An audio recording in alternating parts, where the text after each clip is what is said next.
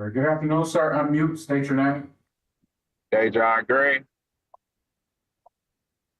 All right, Mr. Green, I got you checked in. I'm gonna put you back in the waiting room, okay?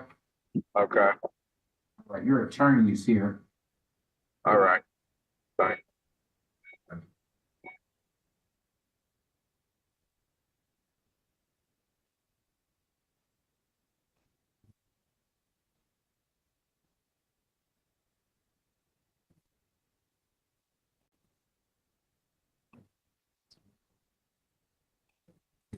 How you doing? That's good as well. You good?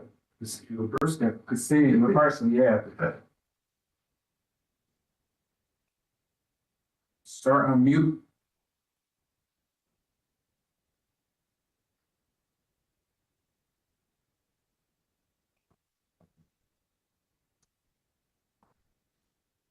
Connect your audio.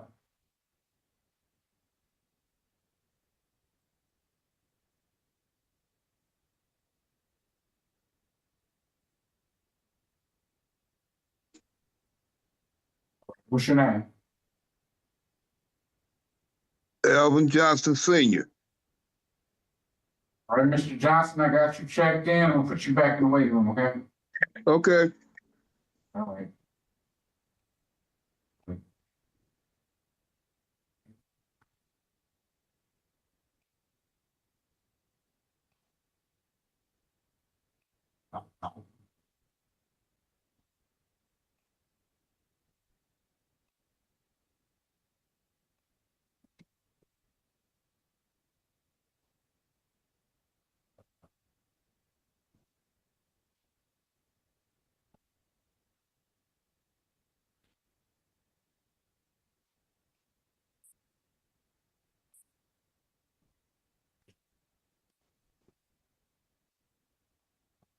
All right, unmute, sir. Unmute the microphone.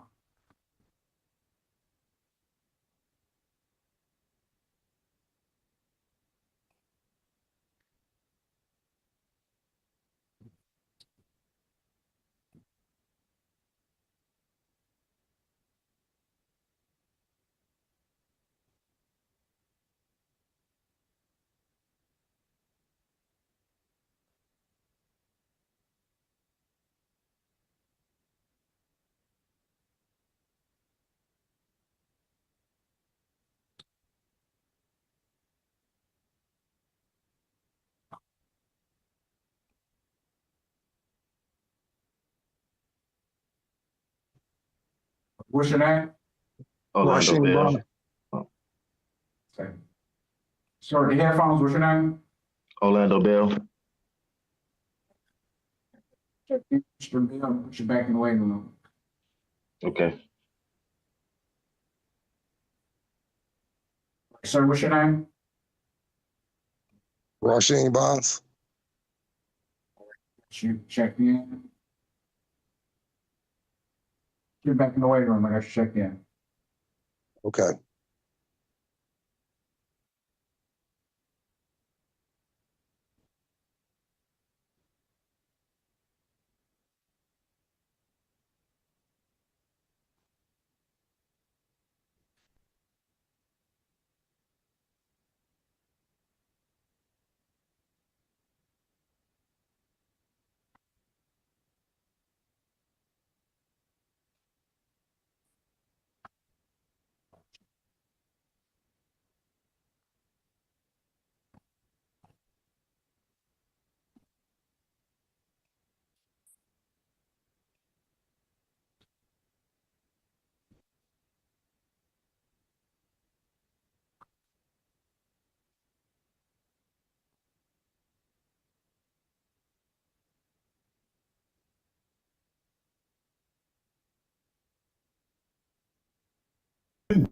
I'm about to turn on the video. Okay, I'm gonna go. I'll take him in there. Okay. Can we add one more Brian? So 7 total for the small, and that'll do it. Mr. Green, we got Mr. Green here. Are you ready? I am ready when you are. Yes, sir. Okay. Thank you so much, guys. Okay. All right. This is case number 251 550FY, people state of Michigan, resident John Lamar Green. He is charged with count 1, carrying concealed weapon, count 2, felon in possession of firearm, count 3, felon in firearm, appearance of the record. Bob Zivian for the people. And good afternoon, Your Honor. Andrew Mickes on behalf of Mr. Green, who appears via video, would waive any objections to appearing as such. Mr. Green, good afternoon. Please state your name for the record. J. John Green. We're here for a probable cause conference. Are we proceeding? Thank you, Judge. I have had an opportunity to discuss with my client his rights regarding a preliminary exam. We would like to go ahead and set that matter for an exam. He is prepared, though, to waive the 21-day requirement for that exam to take place, Your Honor. Mr. Green, please raise your right hand. Swear or affirm subject to the facts and feelings of heard testimony give this court to be the truth, the whole truth, and nothing but the truth. Yes. May put your right hand down. You have a right to have your exam within 21 days of your arraignment date. Do you understand? Yes. Your arraigned on the 13th. That means your exam has to occur on or before the 2nd of January. Do you understand? Okay. Are you okay with the exam being scheduled after January 2nd? You're not waiving it. I'm going to give you a date, but it's going to be after January 2nd. Are you okay with that? Yes, sir. Mr. Green is waived for 21 days. So you want to set an exam, Mr. Meekins,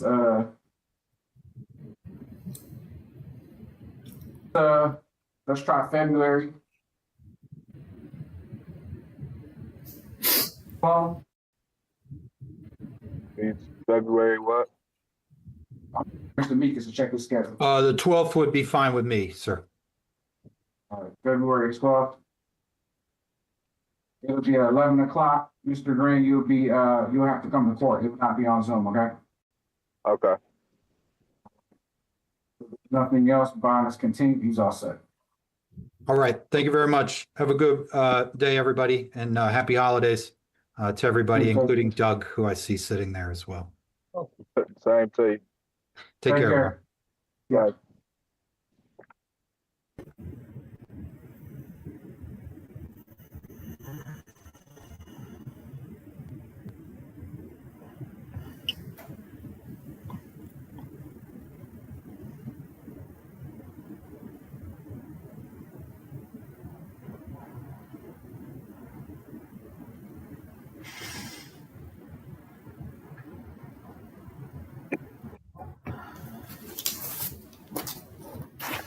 Afternoon, Bob. Mr. Wilson, are you on Constant? Yes, I am. This is off the docket of Honorable Judge Gross, 251520FY, People State of Michigan versus Deontay Corleone Costin. He's charged with 1 count of police officer assaulting, listening, obstructing the appearance of the record. Bob Zivian for the people. For the record, Eric Wilson representing Mr. Costin. Judge, my conversations with the defendant have indicated he wants this matter set for an exam.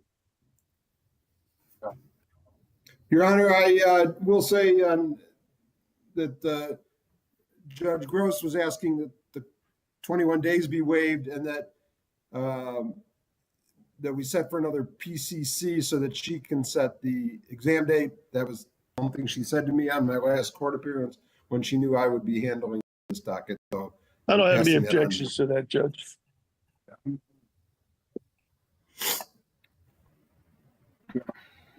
Next person, I want to be setting up the exams for her or Judge, maybe Judge Walker. She gave me some dates. Mr. Costin, raise your right hand. You swear or affirm subject to the facts and feelings of perjury, testimony you give this court to be the truth, the whole truth, and nothing but truth? Yes. All right, you have a right to have your exam within 21 days of your arraignment date. Do you understand? Yes. You're arraigned on the 12th. That means your exam has to occur on before January 2nd. Do you understand? Are you okay with your exams being scheduled after January 2nd? You're not waiving it. I'm going to give you a PCC date, and then Judge Gross will work out with your attorney what exam date you want. Are you okay with that being outside of 21 days? No. Can't hear you. You need to get closer to the microphone. Outside of 21 days, no. Yeah, well, Judge, I want to talk to my client. I'm definitely You understand, we need to set this matter for more than 21 days. Pushing the breaker on the talk phone. It look like it's a rewrite, so if they get dismissed, they still gonna rewrite it, so I mean, it's not going anywhere. There you go. It's not going anywhere. Going to breakout room. You'll just be in a continuous wheel.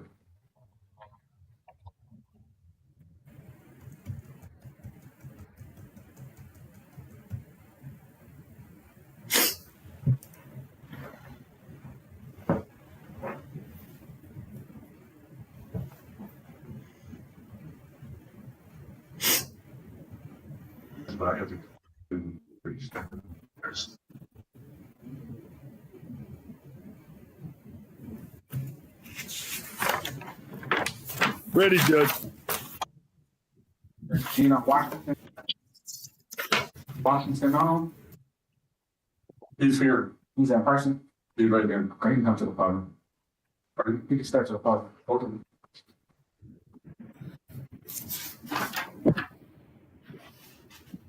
Okay. Gracie, are you ready? Yes, I am.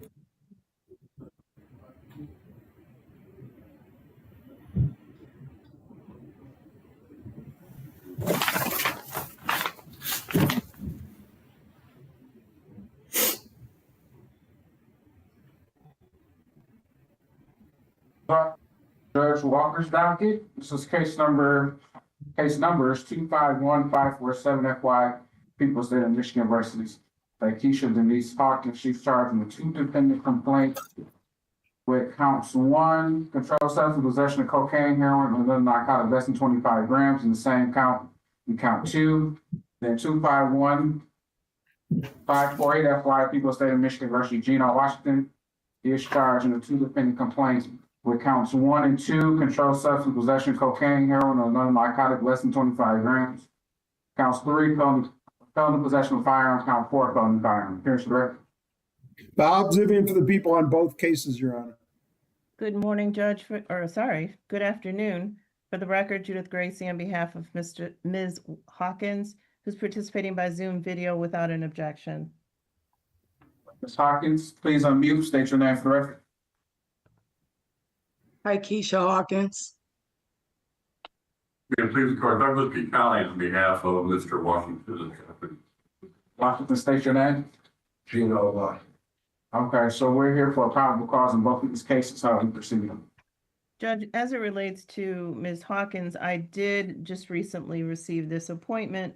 I did reach out to the prosecutor to obtain discovery. I obtained some discovery, about 156 or 57 pages of written discovery, no audio visual. Ms. Hawkins, can you indicate that you did receive a copy of the written discovery that I have received thus far? Yes, I did receive the written copy. Thank you. Judge, now that I know that there is who the co-defendant attorney is on this case, and for the fact that I haven't received all of the discovery, I'd ask that the matter be set over for another PCC. Perhaps we might be able to resolve this. If not, then we'll set it for an exam.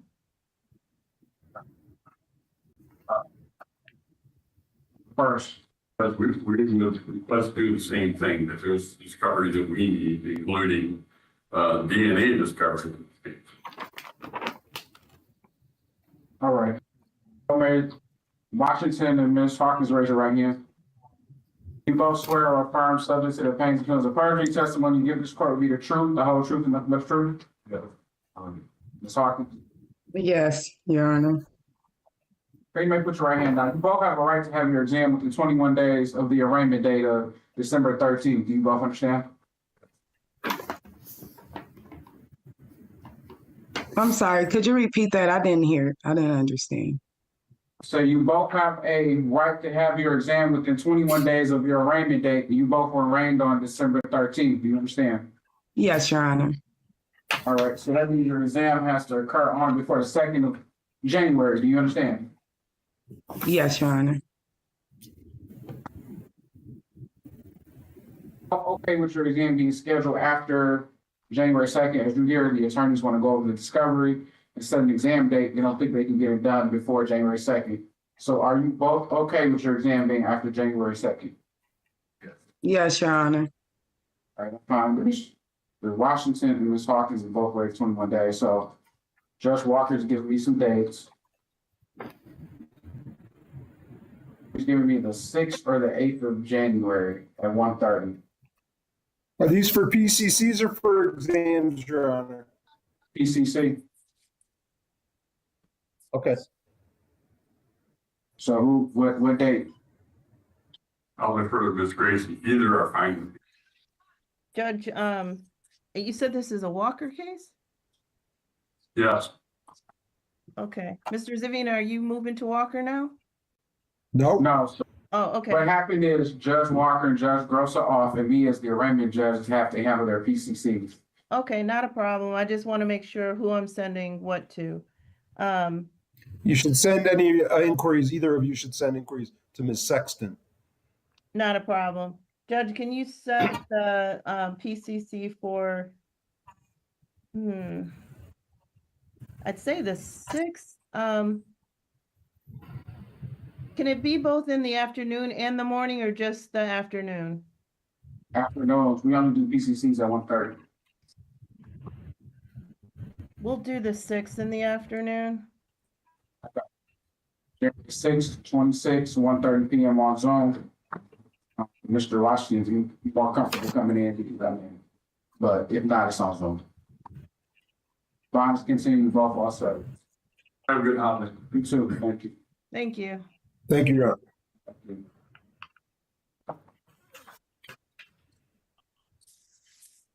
Mr. Washington, Mr. Wilson, sorry, We're ready, Judge. back on the record, 251520 FY, people saying Mr. Beyonce Corleone, constant appearance record. Bob Zivian for the people. For the record, Eric Wilson representing the defendant. Search 39. Deontay Corson. So, I think we're actually, you're still under oath. Have a right to have your exam within 21 days. You said you understood that. And I was wondering, were you okay with your exam being scheduled outside of 21 days? You're not waiving it. They're going to give you a date, but it's just going to be outside of 21 days. Are you okay with that? Yes. All right. By Mr. Costin, waived 21 days. So for Judge Gross, I'm just giving another PCC date. She didn't give me any date, so did you, Mr. Wilson, want to do the 6th, the 8th, the 13th, the 15th of January? We'll do the 13th, Okay. and that's in the afternoon at 1:30.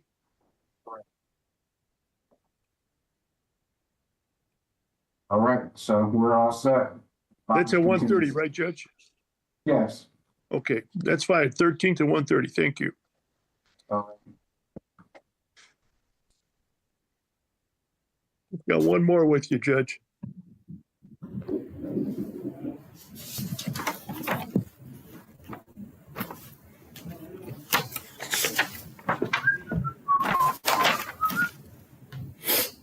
Got a whistle. You got to whistle Christmas music.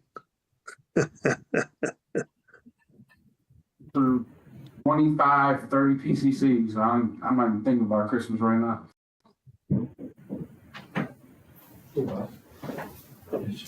Do you have the?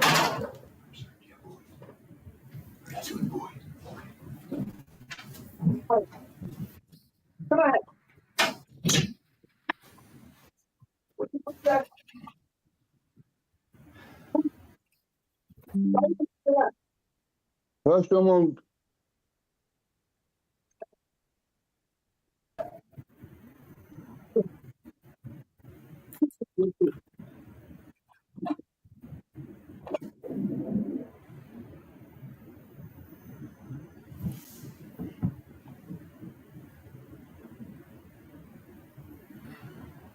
Is 251-2155 people, state of Michigan versus Alvin C. Johnson Sr. Mr. Johnson Sr. is charged with 1 count, controlled substance possession, cocaine, heroin, or another narcotic less than 25 grams. Appearance for the record. Bob Zivian for the people, Your Honor. Good morning, Your Honor. Paul Tefelsky for Mr. Johnson. Johnson, good afternoon. Please state your name correctly. Alvin C. Johnson Sr. Cause conference, proceeding. Well, Your Honor, I'd like to ask the prosecutor whether or not it'd be possible for my client to offer a plea to attempted possession here at district court. Your Honor, due to the defendant's prior criminal record, there will be no offers at district court. In light of that statement, Your Honor, my client is prepared to waive his right to a preliminary exam and have the matter bound over to circuit court. Mr. Johnson Senior, please raise your right hand. Do you swear or affirm subject to the pains and penalties of perjury, testimony, and give this court will be the truth, the whole truth, and nothing but truth? Yes, I do. All right, you may put your right hand down. You do have a right to have your exam within 21 days of your arraignment date. You understand? Yes, At this exam, the court will examine the complaint and witnesses and support the prosecution under oath in your presence. Do you understand? yes, All right, at the exam, the prosecution must prove probable cause this felony was committed in Pontiac, and you're the individual that committed it. Do you understand?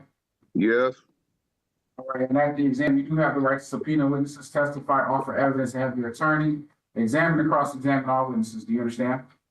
yes, Conclusion of that exam, if probable cause has not been established, this felony was committed in Pontiac, and you were the individual that committed it, the case could be dismissed or reduced to a misdemeanor if possible. Do you understand? yes, By waiving the exam, you'll be bound over as charged to Sixth Circuit Court and potentially stand trial. Do you understand? yes, Your bond and your bond conditions will remain the same until amended or modified by a Sixth Circuit Court judge. Do you understand? yes, So after speaking with your attorney and thinking about what you want to do today, is it your informed decision to unconditionally waive this exam and be bound over? yes, Waiver of this exam is not subject to appeal or reversal after today. Do you understand? yes, Anyone promise you anything, threaten you, or force you to waive this exam? no, You're waiving this exam knowingly, intelligently, and voluntarily. You understand the consequences of what you're doing? yes, Mr. Zivian, on behalf of people. People waive their right to an exam. I find Mr. Johnson Senior's waived his exam knowingly, intelligently, and voluntarily. He understood the consequence of doing so. Has not disclosed anyone on this record threatening him, promising, or forcing him to waive his right to have his exam. So you're bound over as charged in Sixth Circuit Court, Mr. Johnson. Your bond will continue, arraignment date 10 to 14 days from today, but they'll reach out to you and Mr. Tefelsky and let you know when that date is. You're all set. Thank you, Your Honor. Right. Thank you.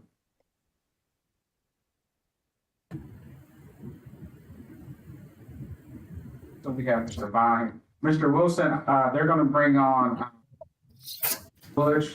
Bush is on, but they're gonna bring on it's over. Williams at Okay. 2:00. Oh, at 2:00, Judge? Yes, All right, good enough. Thanks, Judge. thank you. Indy, you gotta watch her.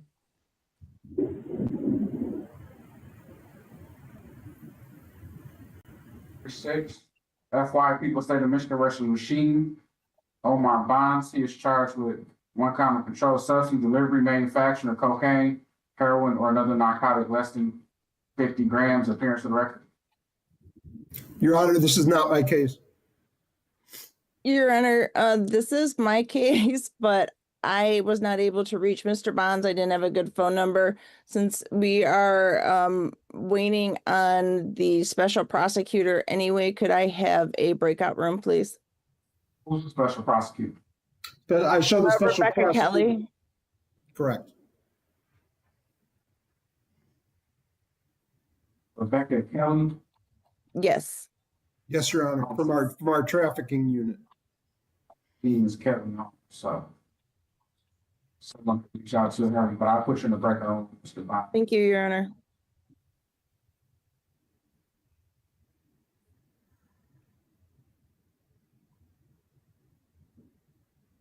Your Honor, is the court asking me to reach out or is the court reaching out? Yes, reach out. I can. Well, I'll try to reach out, Your Honor. I'll do the best I Yeah. need to mute myself and make a phone call, Your Honor. Okay, With the thank you. court's permission. Thank you. Mr. Anderson, your client is on the screen. Okay, there's another banner too, John. I don't know if she's here. Johnson? Jada Johnson? Yes, no.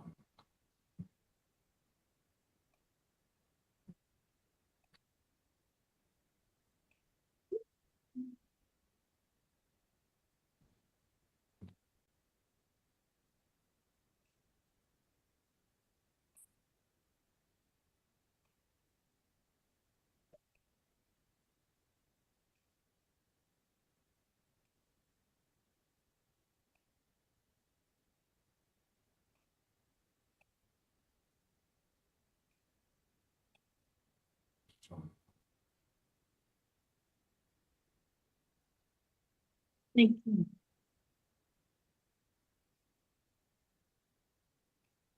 Bonds is yours, Judge. Which one? Bonds. Bonds is mine.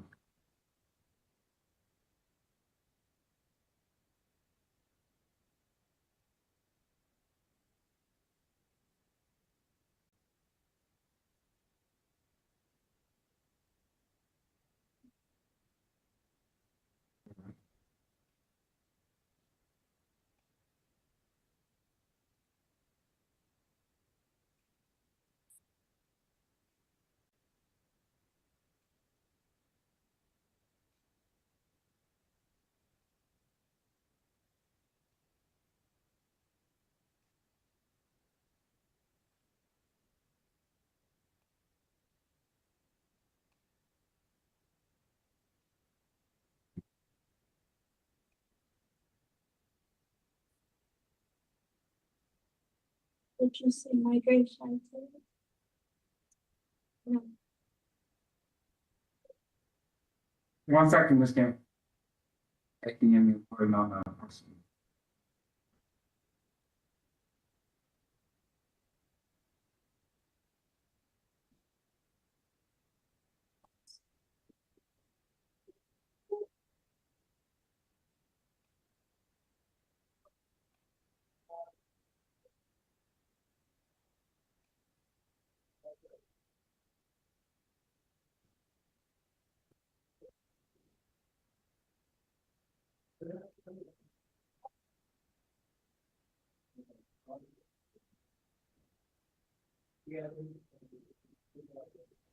Ms. Schneider?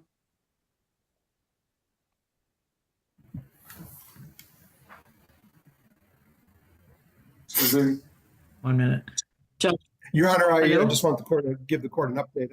I called the prosecutor's office and informed our case records department, which is all I can reach at the moment, that Ms. Kelly needs to be on your Zoom or somebody else from the trafficking unit immediately. So I left that. I talked to a person who is now trying to reach Ms. Kelly. Okay. Ms. Schneider, what case are you on?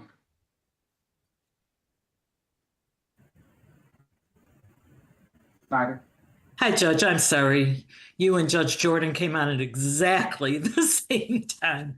I am here on it's Shaw versus Benjamin.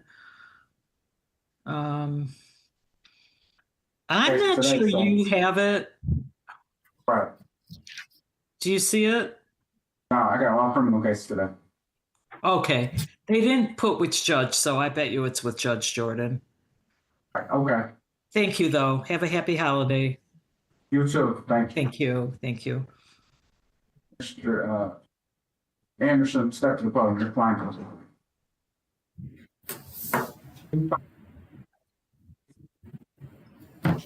Victoria Nika Yemi, she's charged with 1 count of stalking, aggravated appearance of record.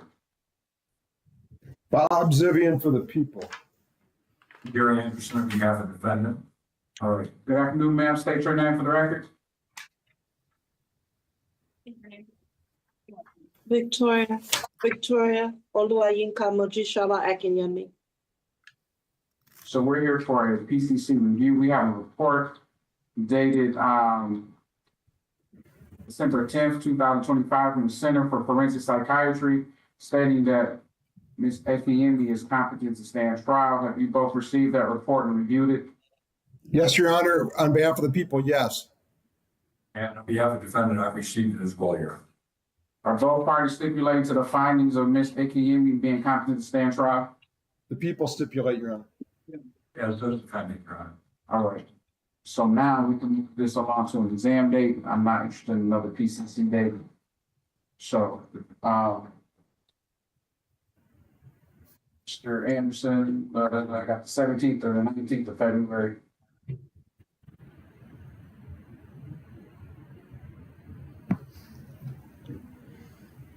Maybe a little earlier, maybe the You said the 17th or the 19th? or I can do the 3rd of February or the 5th of February, but I'll tell you the time if you tell me the date. The 5th, the 19th, I've got another matter out here, Mr. Newborn. 11 o'clock in the morning for the exam. Just thank you, Your Honor.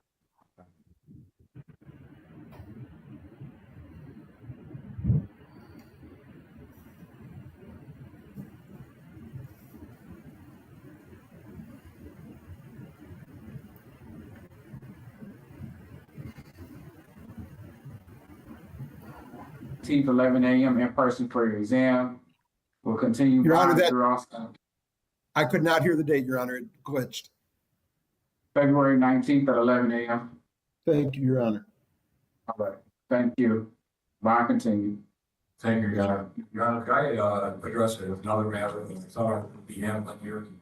There's a woman by the name of Jadae Johnson. Down here for a matter. It's not on your docket here. She wanted to surrender herself today. I've been in communication with her. It was my understanding she was going to be here, but I don't see her. Okay. So I just want to place that on record. If you see her later, I can see. Okay. Thank you. Thank you. Ready on Mr. Bond? Yeah. Next. Yep. 251536 FY. People's back on the record.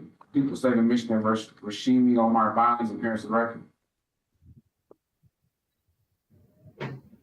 Good afternoon, Your Honor. Nicole Smithson, P71404, appearing on behalf and with Mr. Bonds. I'm sorry. I have to wait on another prosecutor. Okay. The wait is not on Judge Bowie. I'm gonna put you back in the waiting room.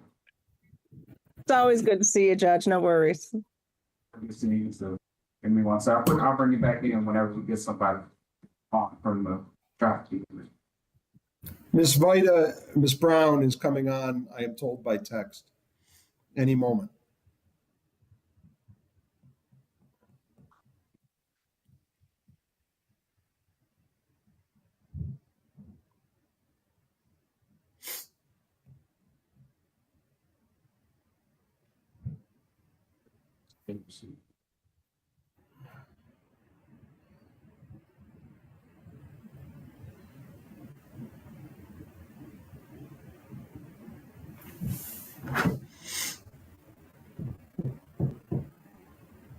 Good afternoon. Who are you representing?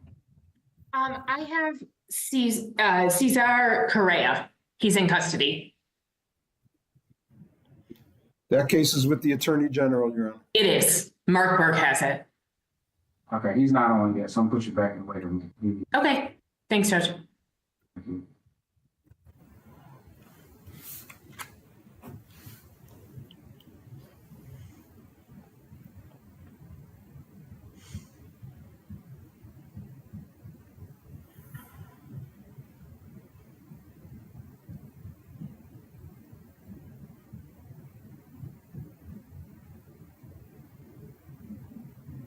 Start, I'm ready on.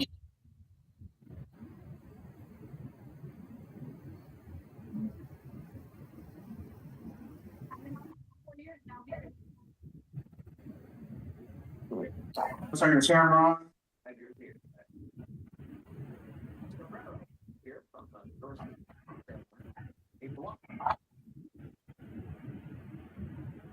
Zero 610 FY People State of Michigan versus Orlando Jawan Bell. He's charged with an amended complaint with one count of embezzlement, agent or trustee, 1,000 or more, but less than 20,000. Appearance of record. Good afternoon, Your Honor. Kimberly Stout on behalf of Mr. Bell.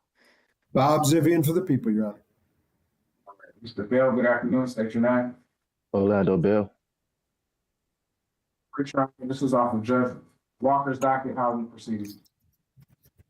Your Honor, I still await discovery, so at this point, I think we'll set for a preliminary exam or a second probable cause conference.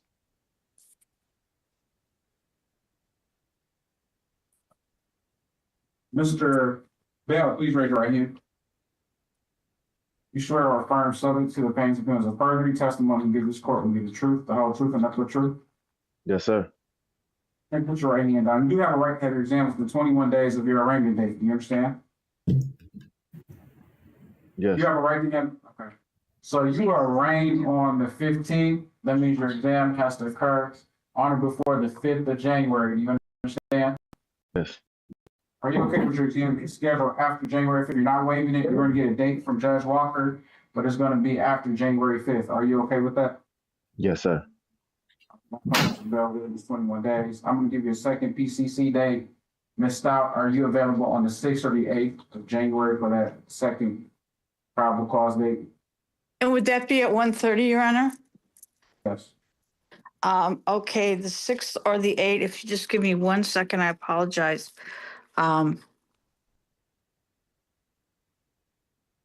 Either one, Your Honor.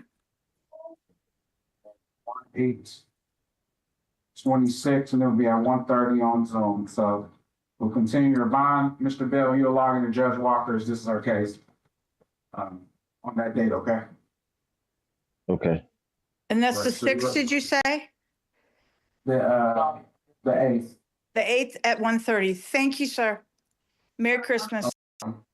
Merry Christmas. Take care. Thank you. Thank you. Bye-bye.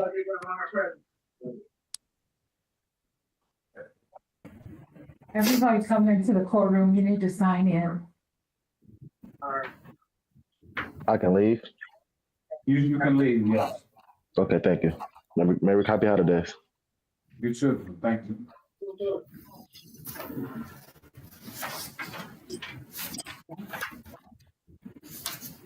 Love you. Ma'am, you too.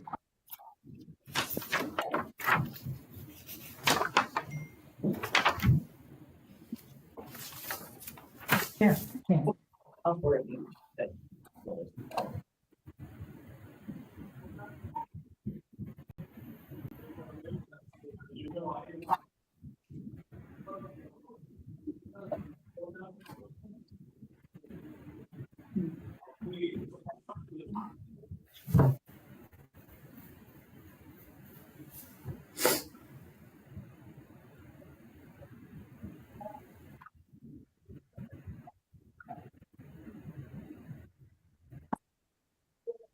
Yeah, Mr. Zivian, how are you, sir?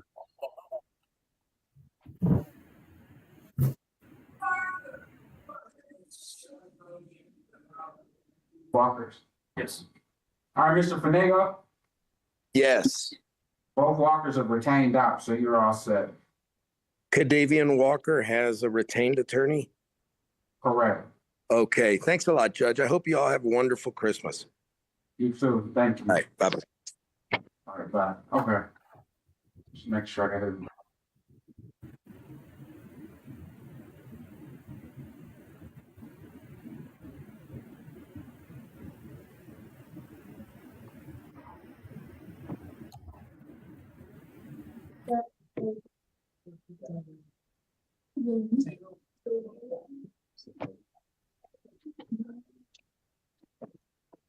Case number 2515.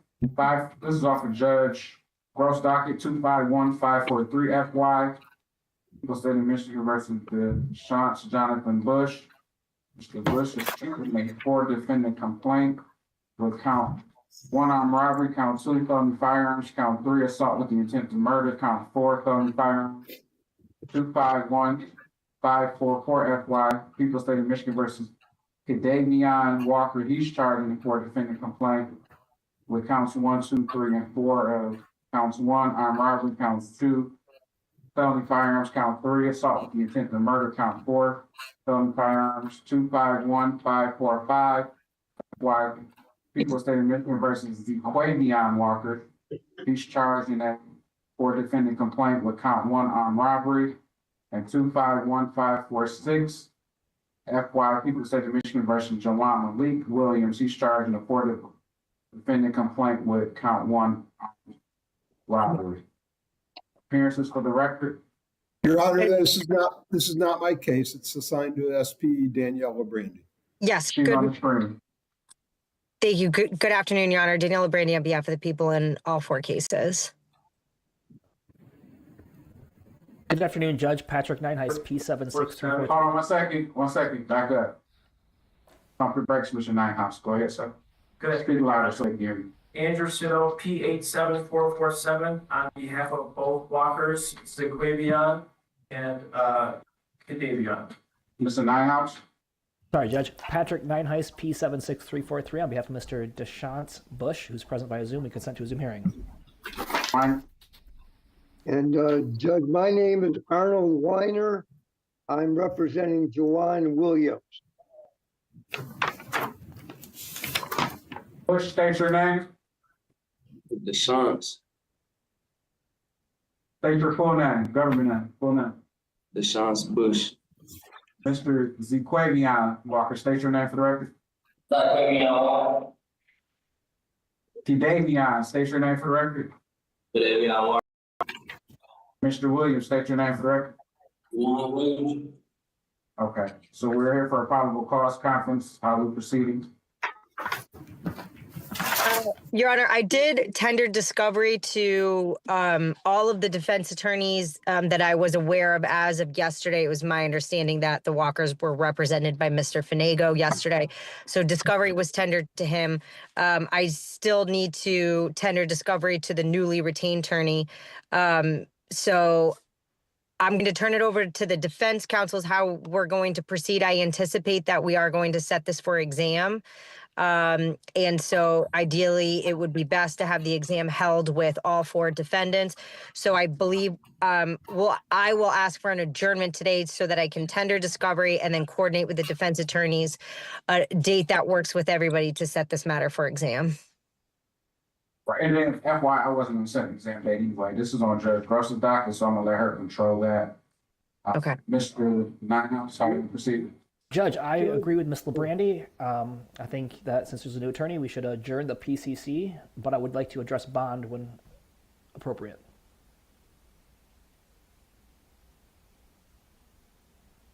Proceed, Mr. Weiner. Yeah, there are some videos that are not coming through on our screen, but I'll talk with Ms. LaBrandy about that. And I think we should set it for another PCC first, Judge. I agree with that. Thank you. Sorry. Yes, Your Honor. And we'll waive the 21-day rule if necessary. Yes, Your Honor. I will agree to stipulate to the adjournment of the PCC. I also have a bond issue that I would like to raise. Okay, so the court will find this cause an awkward matters to wait for 21 days. You're not waiting for an exam. You're gonna have an exam, gentlemen, but it's gonna be set out probably at a later date so work law and get discovery and figure out how you want to go forward, okay? So that's the bond. Who wants to make the first? Well, Judge, I'll go first if you'd like. For Mr. Deshance Bush, right now his bond has no bond or bond denied, and I think that's I think that's just wrong because I don't know what the reason would be for having no bond. He's not charged with treason or murder. Granted, it is a life offense, but it's not one of those ones that's prohibited from having bond. So Mr. Bush is currently 18 years old, lives with his mother and his sister, or 2 sisters, sorry. He's currently living in Auburn Hills, but he lived in Pontiac for the last 2 years and Oakland County for the rest of his life besides that. He successfully graduated high school beginning of last summer. He has strong family support. His mom's been calling me and getting a hold of me many times. His mom actually wanted to come to court today and was either going to show up or was going to appear on Zoom, but I think she actually showed up today. And I know that he has never had a failure to appear before. He does have no prior criminal history, but in full understanding, he has a January 8th, 2026 preliminary examination for a carrying concealed weapon charge, which is, after I read through some discovery, it seems to be related to Ms. Labrandy's case, this current one we're on. And I know that he hasn't failed to appear but that CCW case happened in time after this alleged incident. So it was this would be his first ever contact with the law, except he got pulled over with a CCW charge. So I'm asking for a $50,000 10% bond. He turns 19 on the 25th. Otherwise, he has no prior criminal history, like I said, and I'm just asking for him to actually get a bond. Thank you. We'll just do it one by one, Ms. LeBrandy. So, Your Honor, I will note that in this case, this is the allegations involve that these 4 individuals arranged for to buy drugs from an individual and then basically held him up at gunpoint. 3 of the 4 individuals in this case were in possession of firearms. Mr. Bush was in possession of a firearm. There was actually a single shot that was fired, and it appears from the CCTV video that Mr. Bush was the one that actually fired his firearm on the night of the evening. And the CCW that defense counsel refers to is a case in which the defendant was pulled over in vehicle. He was found with a firearm, and that firearm, the ballistics match the shell casing that was recovered from the scene in this incident. And so given that this is a capital case, the allegations are quite serious. I will also note that these 4 individuals, it is believed that they are gang associated. In this case, they do associate themselves with a smaller subsect of a Bloods gang group. While there may not be any criminal history for Mr. Bush, I do not believe that this is the first time that he is engaged in some of this behavior. And so for those reasons, I do not believe that there was any abuse of discretion in setting the bond. But I would ask that if Your Honor were to amend the bond and Mr. Bush is able to post that bond, that a GPS tether be ordered. Judge, if I can if I can just respond. So I know Ms. Labrandy said there was only 1 gunshot, but apparently Officer Mounts or Deputy Mounts was alerted by Flock Raven gunshot detection system of multiple gunshots. So there was more than 1 gunshot there. Just because they found 1 shell casing doesn't mean that there was not more gunshots than that. Plus, it appears that this could be a potential case where there's a good defense based on self-defense in this matter. And again, I got discovery yesterday. Thank you, Ms. Brandy. But I haven't had to go through this. I have no idea about this gang. I guess we can just allege whatever. I don't have any proof of any gang ties or any proof of, him getting in trouble beforehand. I know he successfully graduated high school, so I don't know why she could say she believes he did something in the past that he hasn't been caught for. Mm-hmm. You guys boxed that out in front of Judge Gross. So the statute, if we're going to cite the statute, we got to cite the entire statute. Not just the parts that's favorable to us. The court may deny pretrial release to a defendant charged with murder or treason or committing a violent felony, and at the time of the commission of the felony, defendant was on probation, parole, or release pending trial for another violent felony. I don't think CCW counts as a violent felony. Or during the previous 15 years, the commission of a violent felony, defendant has been convicted of 2 or more violent felonies under laws of the state or substantially similar laws of the United States or another state arising out of separate incidents if the court finds that proof of the defendant's guilt is evident or presumption is great. She did not abuse her discretion in denying bond per the law, and then also it says the court may deny pretrial release to a defendant charged with criminal sexual conduct in the first degree, robbery, or kidnapping with the intent to extort money or other valuable things thereby. If the court finds that the proof of the defendant's guilt is evident or the presumption great, unless the court finds by clear and convincing evidence that the defendant is not likely to flee or present a danger to any other person. So, the magistrate was well in her power under the Michigan court rules to deny his bond. So I just want to correct the record on that. Thank you, Judge. Sorry, I was just going off memory. So, conditions in this case are pretty steep as far as the gun being involved. It was just a lot going on. It sounds like a drug deal, which is not legal, and then guns brought in, the people robbed. But we'll set the bond in this matter at $250,000 cash only. Then a GPS tether on home confinement if he posted. So still banned. Thank you, Judge.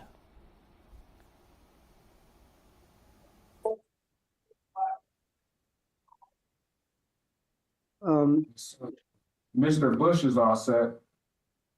We didn't get a date yet. So Yeah, Judge, what date are we gonna do the probable cause conference, everyone? I can give 30 days, so we can come back the 27th, or I can give you guys 30 days and put you back on Judge Gross docket on the 27th or the 29th of January. Hold on, 27th or the, can Either we day do works it- with me, Judge. Judge, can we do it in the afternoon? Is that possible? On Tuesday, the 27th? All PCCs at the 50th District Court in Pontiac are at 1:30 on Tuesday and Thursday afternoons. Which day do you want? Tuesday, the 27th? Does that work for you, Mr. Ninehouse? Yes, Judge, that should work for me. Does that work for you, sir? Yes, Your Honor.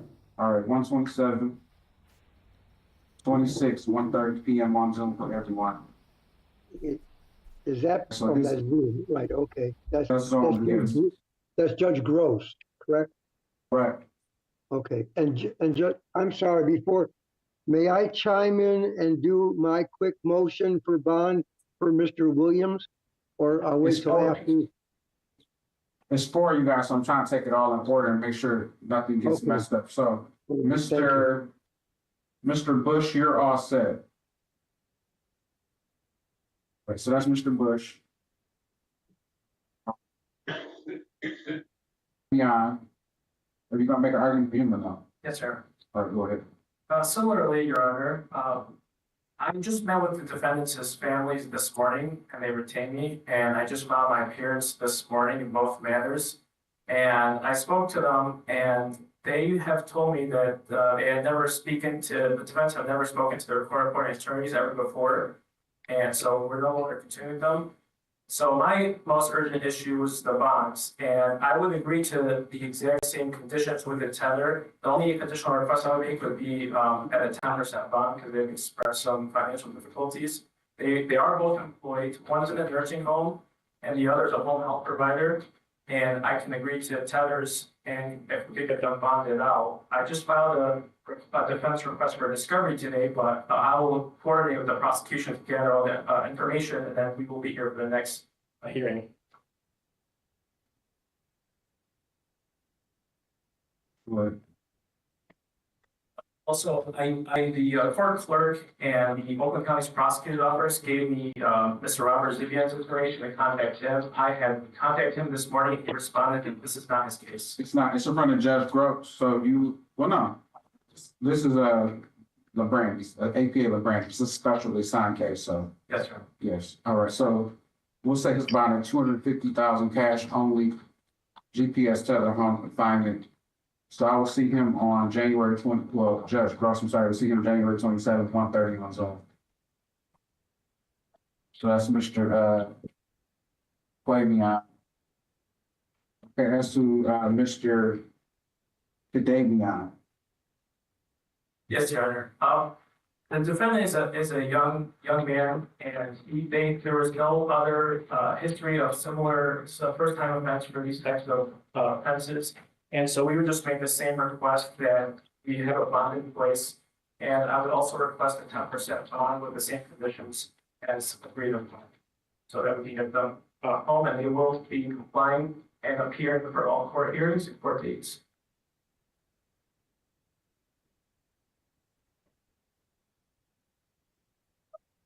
$250,000 cash, GPS tether home confinement.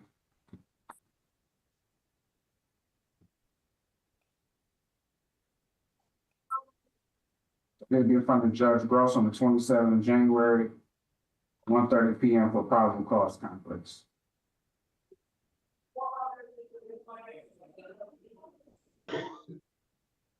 It's Mr. Williams. This is yours, Mr. Weiner, correct?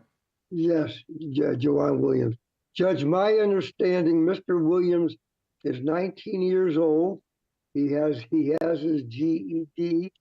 I don't see a prior record, but he indicates he's on a HIDA for a case, to be candid with the court. And I understand he was the one of the 4 people that did not have a gun, did not fire any shots, and I think the theory on him is that he simply aided and abetted that he was the one to set it up. But other than that, our position, he was simply present there, no gun, no firing shots, no interaction with the victim. So I would ask for a $50,000 cash surety, 10% bond. His parents resided in Pontiac. They now reside in Waterford. He's never failed to appear for any court appearance, and I will make sure of that. Thank you. Go back to be fair. So I didn't see a weapons charge from Mr. Zaquavion. That will change my thought on bond. Was there allegations of him with a weapon, Ms. LeBrand? No, it's believed that he was the only one that did not carry a weapon. However, Your Honor, I will note that there's video that shows that he perhaps was the individual who was on the phone with the victim and communicating with the victim and setting things up. I'll also note that these 4 individuals, they were together the entire time. They often exchanged a backpack between one another. I don't think that it's because Mr. Williams did not want to carry a firearm. I just think it's because there were 3 guns that evening, and there were 3 people that decided to hold them. But they were exchanging of property. At one point, it appeared that everything was in that backpack, and so they were just passing them out at the time. It seemed to be a communal bag in some respect. So I just think that it was by circumstance that he was not one of the individuals holding the gun at the time. In this box, $150,000 cash. Can you give us a 10%? No. And Mr. Williams will do $150,000 cash GPS tether. And we'll see him, Judge Russ will see him on the 27th. Thank you, Judge. Can you make that cash? Can you make that cash or surety, Judge? Sir. Please. No, sir. You can talk to Judge Gross about it, and then if the exam goes and she feels after the exam, it can be modified. I took it from the denial, so. Okay, thank you, Judge. We'll log off. Thank you, Judge. All right, thank you. Thank you all. Thank you. Did you adjust? Are we all set with Cadavia and Walker? All of them are all set, thank you. Okay, thank you. Is it quite now? Did they, yeah. Okay. Thank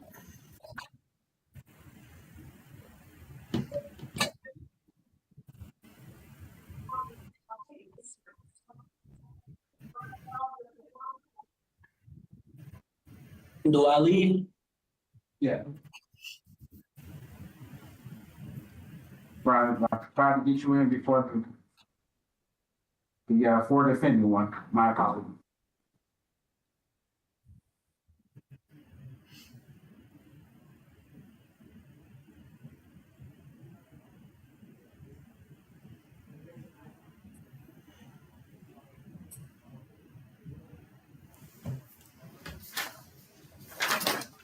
Two 51536 FYI, people said that you can arrest them.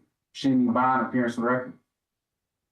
Good afternoon, Judge. Cindy Brown appearing on behalf of the people. Your Honor, I apologize for not signing on for court. This is my fault, not APA Kelly's. Thank you, Smith. Good afternoon, Your Honor. Nicole Smithson, P71404, appearing on behalf and with Mr. Bonds. We both appear by Zoom with no objection. Mr. Bonds, we're ready for your case, sir. State your name for the record. Shane Bonds. Okay, probable cause conference, are we proceeding? Your Honor, at this time, Mr. Bonds and I have spoken. We would like to request another PCC date. Given that we've just spoken today, there's still some outstanding discovery. I know that the people have submitted a protective order. I don't know if it's actually made it across your bench yet for signature, but I know that we both did sign one. So hopefully it's gotten to you. So that we can get that, I can get that audiovisual discovery. So I could just have a little more time to talk with him and kind of flesh out everything before he makes a decision. And I did talk to him about the 21 days and he is prepared to waive those. Mr. Bond, please raise your right hand.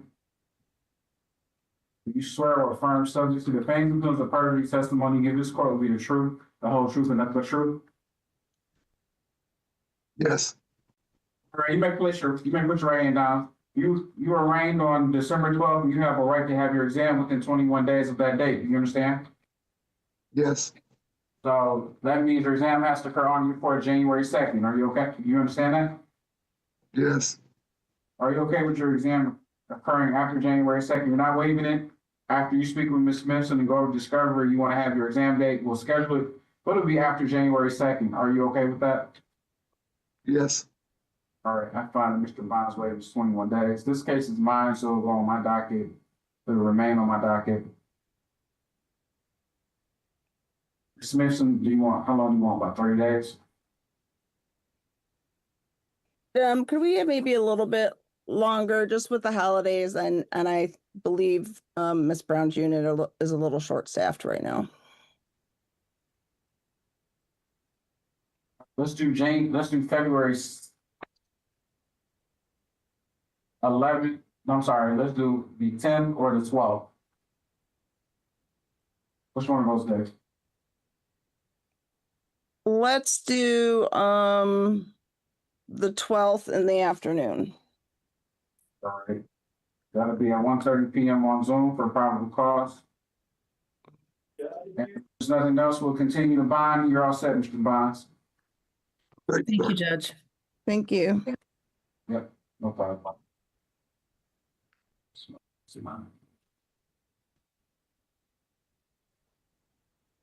Mr. Correa.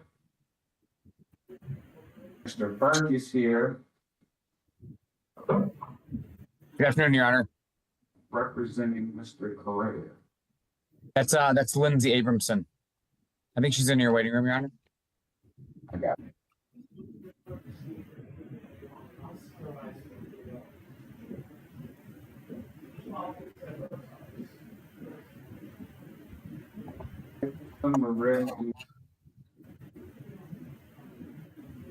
Correa, this is 241-258-FY, People State of Michigan versus Cesar Augusto Correa, charged with 2 counts of child support failing to pay. Appearance of the record.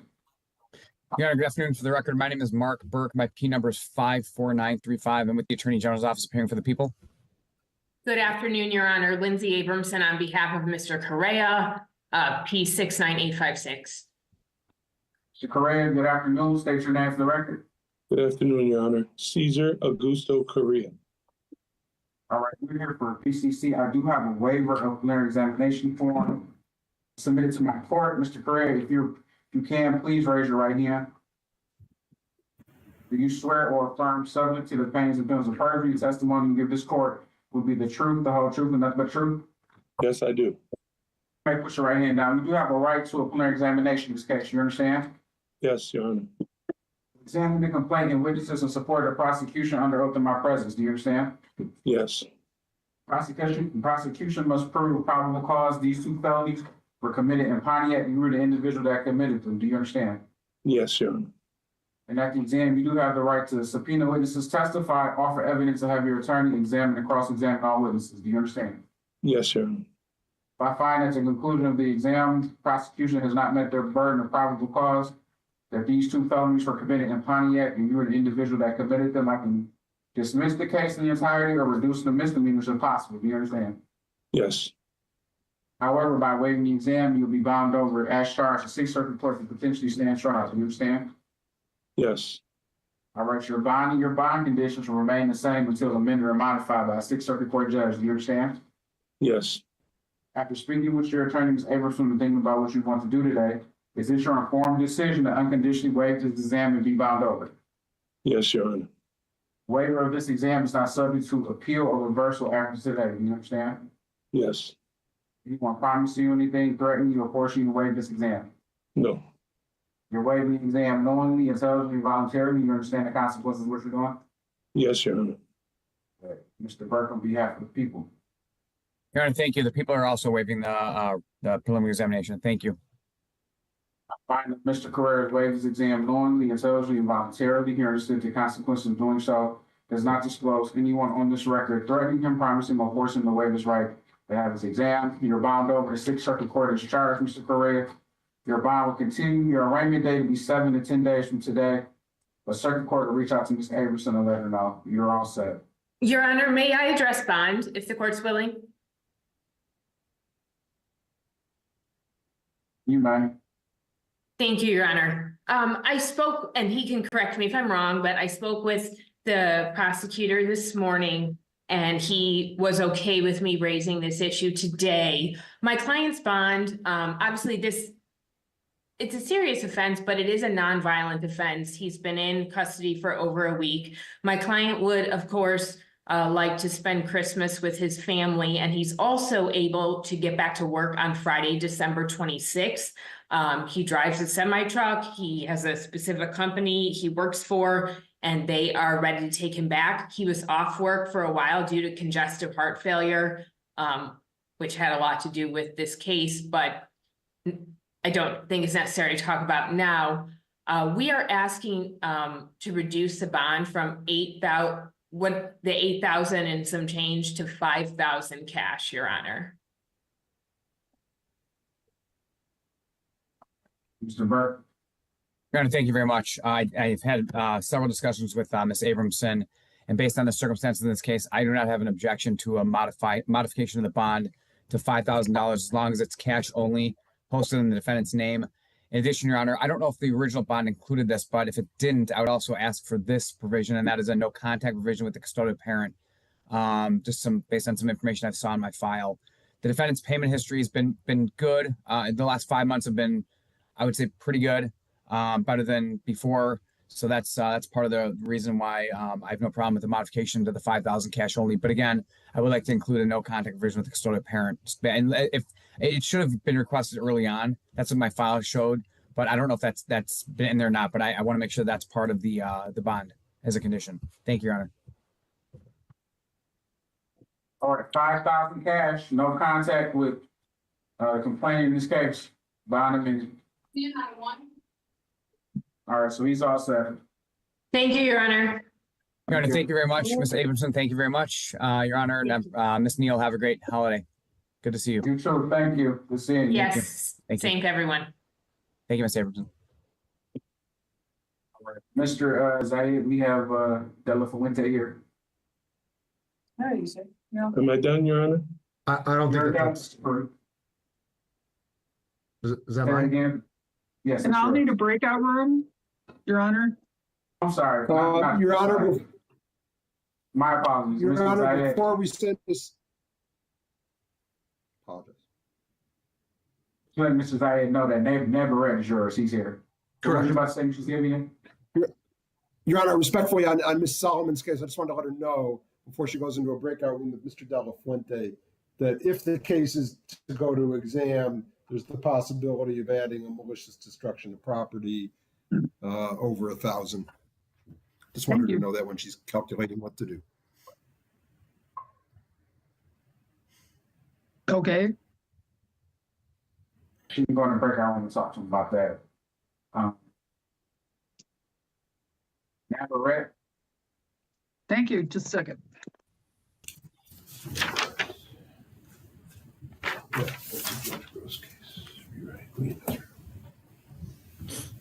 Judge Gross, docket 251458FY, people of the state of Michigan.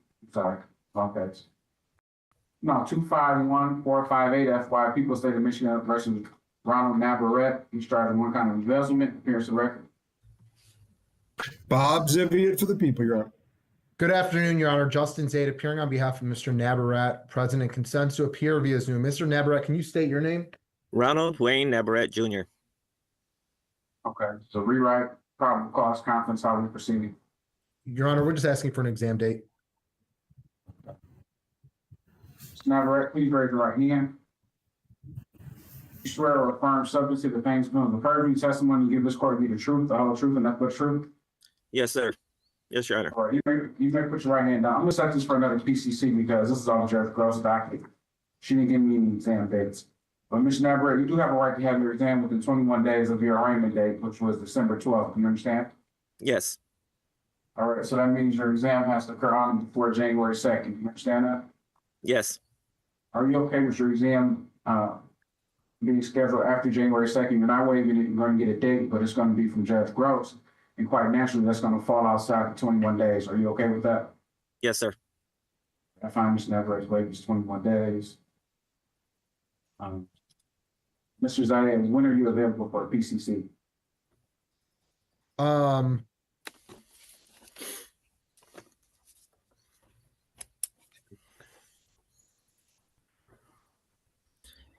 Is it going to be a Tuesday or Thursday afternoon, Your Honor?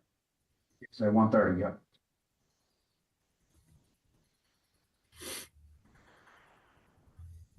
I can do as soon as January 8th.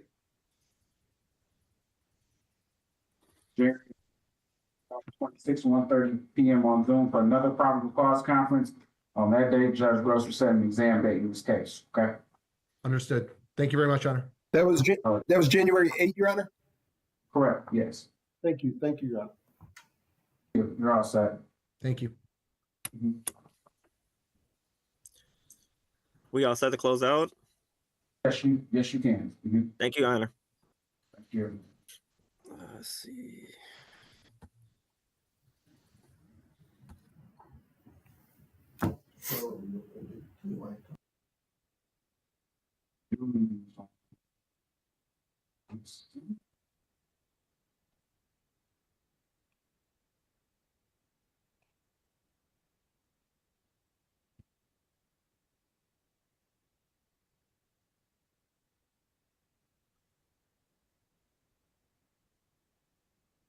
Judge, can I have just a brief breakout room? I just need to ask him one question. I've met with him, but there's this question I need to ask him.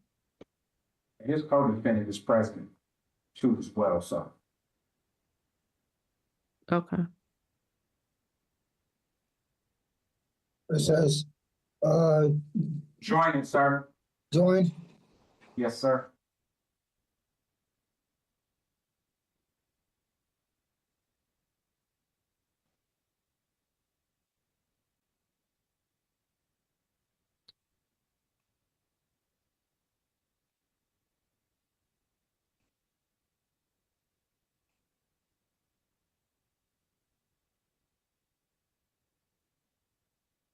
Motorola, unmute, turn your camera on.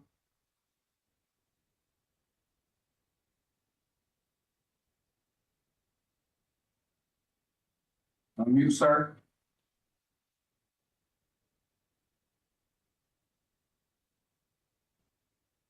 Great. What's your name? Herman Chenault. Okay, I got you. Mr. Chenault. Mr. Roberts is here.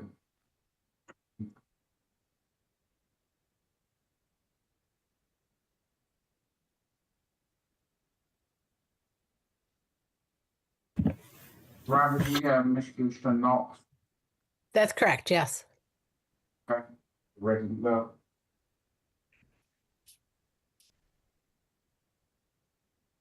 Your Honor, could you put us in a breakout room? I haven't had a chance to speak with him. It may shut down because I've had people in breakout rooms that are, so you got less than 2 minutes. Okay. Let's see.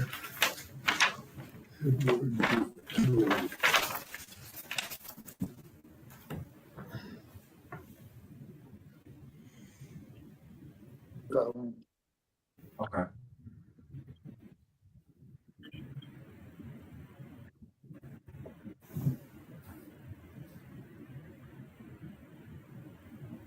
Mr. Julian, do we need to go at the same time? Mr. Sanford, are you ready to move forward? Where's the co-defendant? They're still in the breakout room. I think they'll be out in a second, though. I just, out of abundance of caution, I'll wait.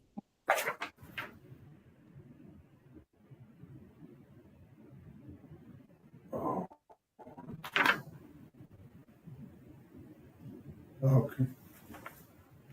Okay. Well, man, you're looking for it. Hakeem Johnson. Johnson, okay.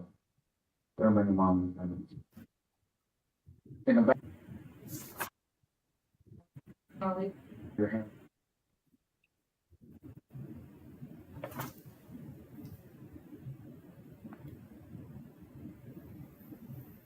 Are you ready?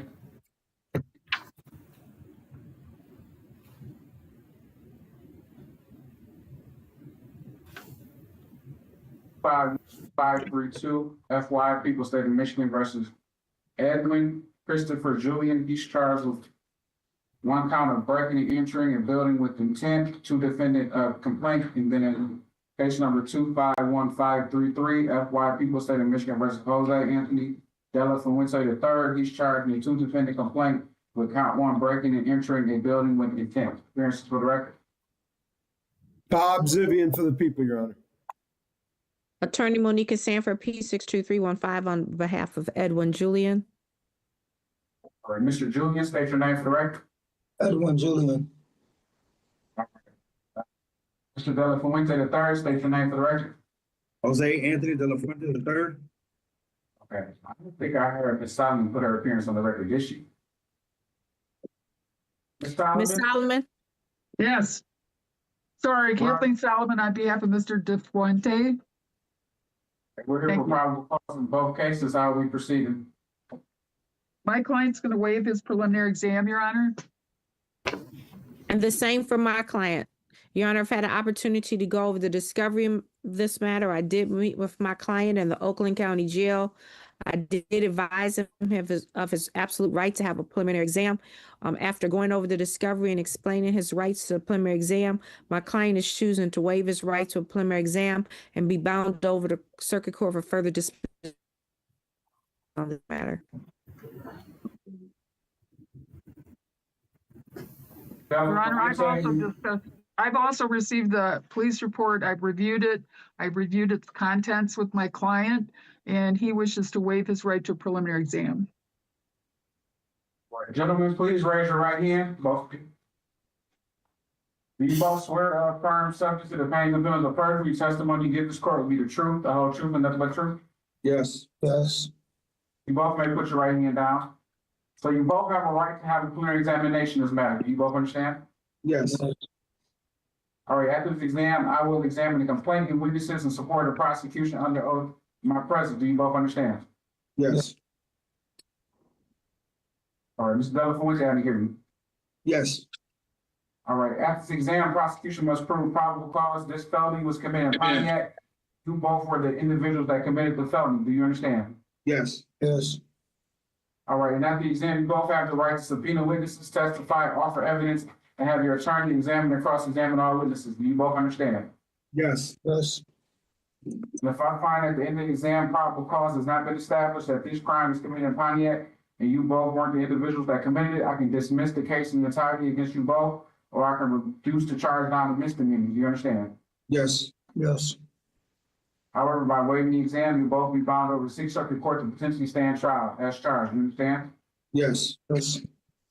Or your bond conditions remain the same until amended or modified by 6th Circuit Court judge. Do you both understand?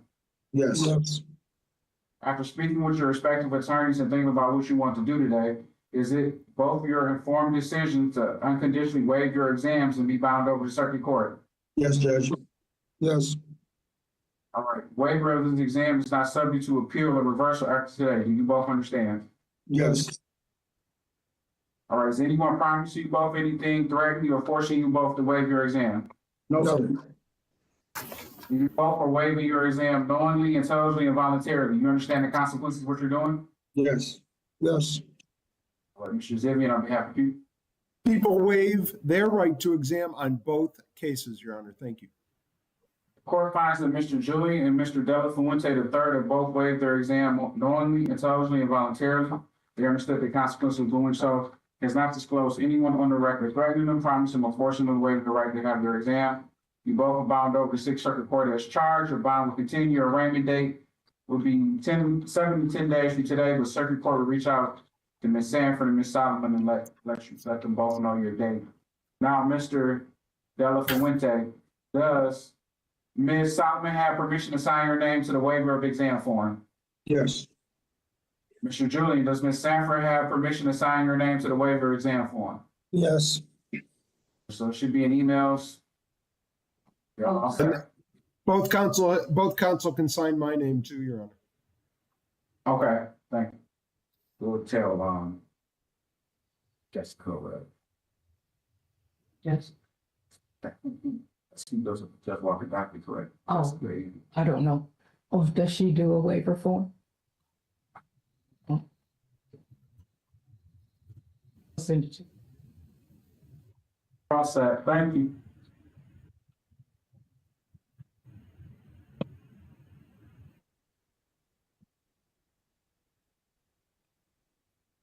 Mr. Julian, you're all set. Okay. All right, thank you.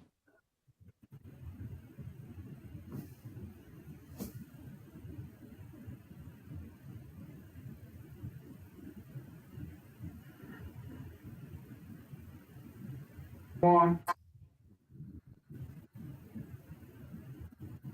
Attorney, say your last name, start with an X. What case are you on? Verb, as in verb. I'm here on Chanling Lee. We filed an appearance today. What's the name? I couldn't hear you, Your Honor. I'm sorry. What's the name? I didn't hear again. It's the Lee case, Your Honor, L.I. I've turned my volume down. It's too loud. It's reverberating. I apologize. Hello, Mr. Zivian. How are you? Good. Okay. The jail hasn't brought him on yet. Give us a moment.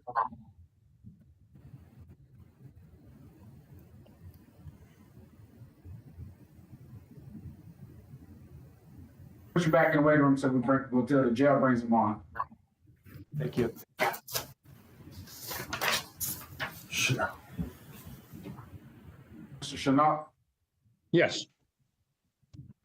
Back on the record. I'm sorry, never on the record. This is 251-209 FY People State of Michigan versus Herman Ray Chenault. This is off of Judge Walker docket.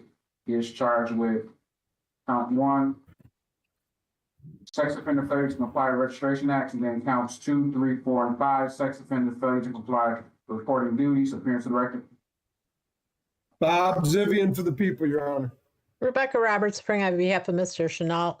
Mr. Chenault, can you state your name, please? Herman Ray Chenault. That's how we proceed. Your Honor, we're asking for an adjournment. My client is prepared to waive the 21 days.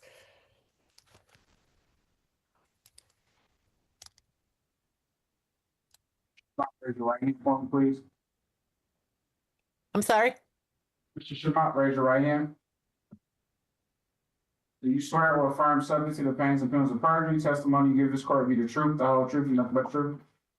Yes, sir. Okay, put your right hand down. So you have a right to have your exam within 21 days of your arraignment date. You understand? Yes, sir. So you were arraigned on the 11th of December. That means your exam has to occur on or before of December. Do you understand? Yes. Are you okay with your exam being scheduled after December 30th if you're not waiving it? Yes, sir. Robert asked for an adjourned date, and so when you get that date, you can set it at the next court date. Are you okay with that? Yes, sir. Fine, Mr. Chenault is waiving 21 days. Roberts, Judge Walker gave me 2 days of the 6th of January and the 8th of January for probable cause. What day worked best for you?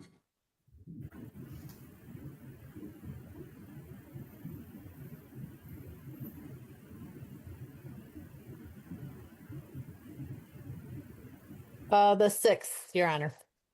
All right, January 6th, 26 at 1:30 PM on Zoom. That'll be before Judge Walker, okay? Thank you, Your Honor. Thank you. Thank you for waiting. No problem.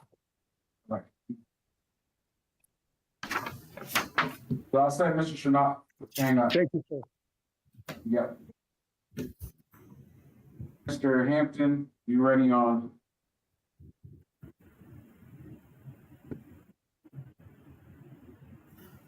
Charles Hobson. Yes.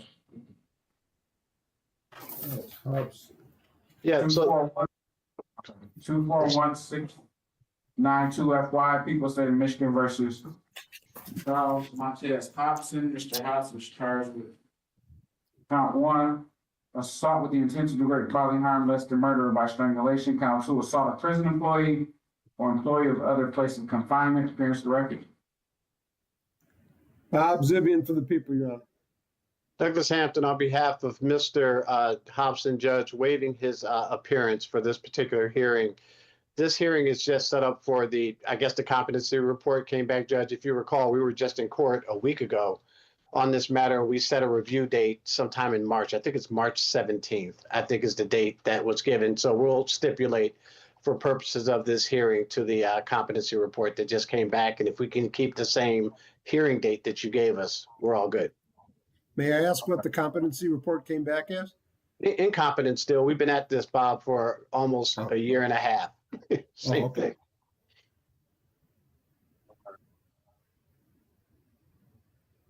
He gets his 15 months. Bob, we don't think that he's going to regain competence, but obviously we have to wait the statutory period in order for to resolve it. Thank you, Mr. Hampton. All right, so I'll note that. And then I'll send another form over to the CFP, but, so the people are stipulating to the report, find them incompetent. Yes, Your Honor. They're saying historical, but we're getting close to the end, so. All right, so we'll keep that March date. Can I have that date, Your Honor? Yeah, I'll put it on the record, Judge. I'm sorry. I thought you had that in the file. 1 second. March 17, 2026 at 1:30 on Zoom. Correct. And Your Honor, is that your Honor's case or is that one of the other judges' cases? My case. The Judge Bowie case. Okay. Thank you, Your Honor. Thank you. Bye, continue. Thank you. Thanks, Judge. Good to see you, Bob. Merry Christmas, guys. Yep, you too. You too, Doug.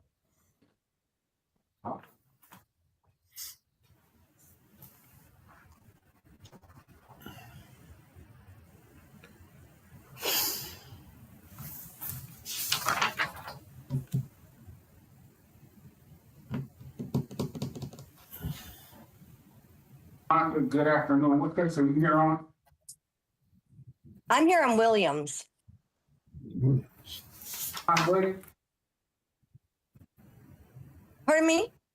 Is it Joanne Williams? Yes. My apologies. Wine to retain in. I'm reaching. Wine to retain in. Oh, okay. All right. Thank you very much. Thank you. All right. Thank you.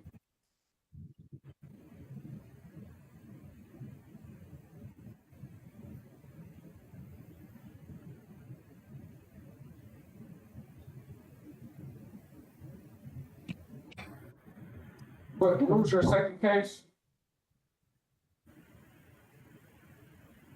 Second case, Mr. Wilson? Yeah, we're there, Judge. Were you on DeQuavion? Yes, I am. All right, he retained out. I did not know that. Did not know that. And we didn't know till today. My apologies. Yeah, but he retained out. The guy actually filed the today. Okay. Yeah, I think 3 of them retained just today, where they got the paperwork in today. All right. Thank you, Judge. Have a good holiday. Okay? You too. You too, Bob. Bye-bye. You too.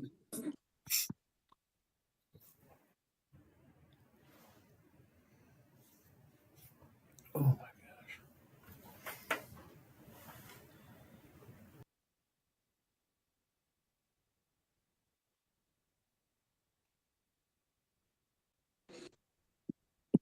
No, you can't, I have to hold it for you.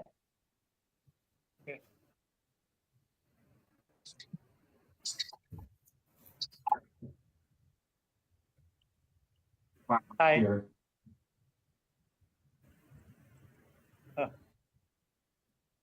This is off of Judge Walker's docket. 251526 FY, People State of Michigan versus Chamberlain Lee, charged with 2 counts of assault of a prison employee. Appearance for the record. Bob Zivian for the people, Your Honor.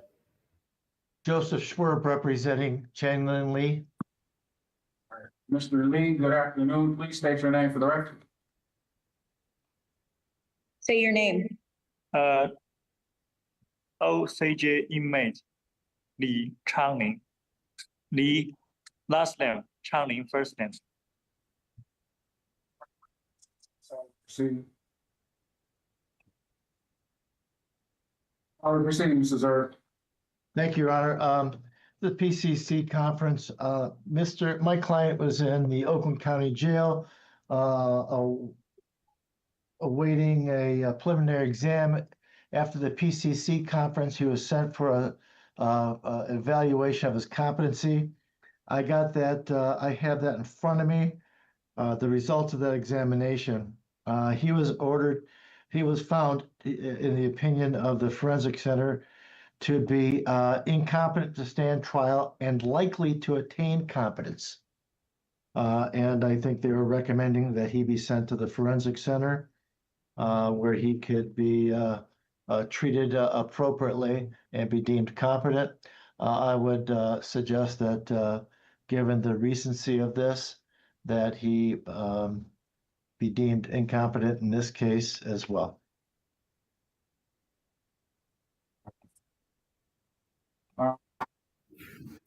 And I know Mr. Zivian hasn't had a chance to see it, I don't think. Yeah.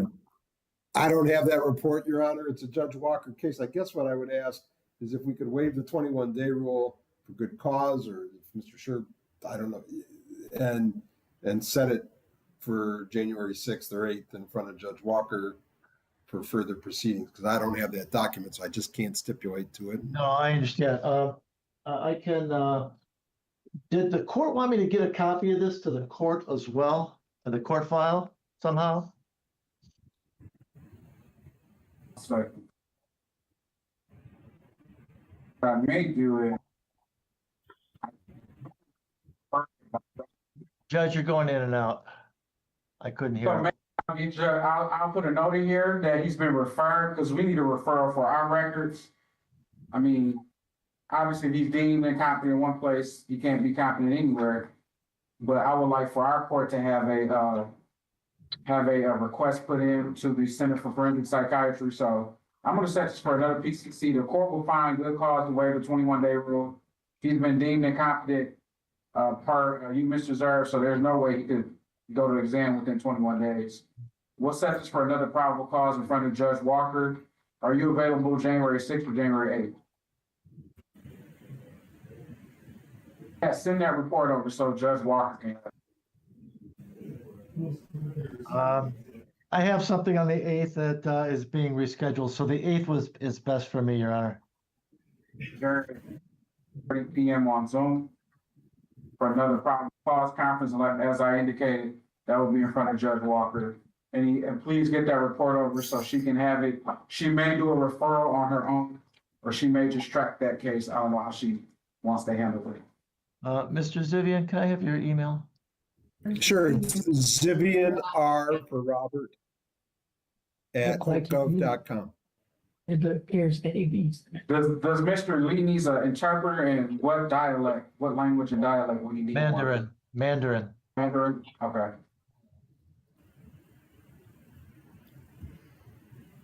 We'll make sure it's a Mandarin. I'm surprised I didn't know Mr. Zivian went to the dark side.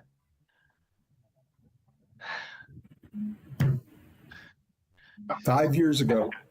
5 years ago. Well, it's good to see you again. Same here. Thank you. So we're all set. Mr. Lee is all set. Thank you, Deputy. Thank you, Judge. Thank you, Mr. Zivian. Thank you. Jimmy, if you want to transition into the exam real quick, they haven't brought the. Your Honor, Amazon. may I just ask the court, because I'm keeping score as good as I can here, but I show a Pepper case, David Pepper. Yeah, Pepper and Johnson are both in custody. They haven't been brought on the screen yet. Oh, I understand. So you're the court. It sounds like I'm keeping good score here. Let's see if I got another question for Your Honor. I think with those two, I think we then go to the exam. Yeah. So it'll take me a minute to disassemble Your Honor in here and then come into the courtroom with the court's permission. That's fine. Yes. Thank you, Your Honor. Ours was the one. All right. Mr. Johnson, we're going to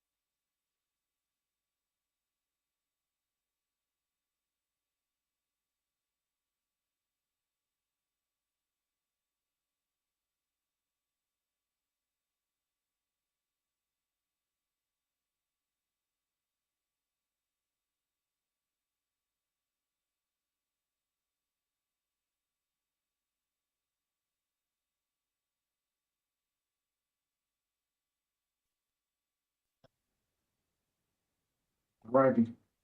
Do we have somebody from the area? Yes. Mr. Lucien, thank you for your wait. They just brought on Mr. Pepper. Mr. Pepper. May I do that? Yes, you may. This is Walker.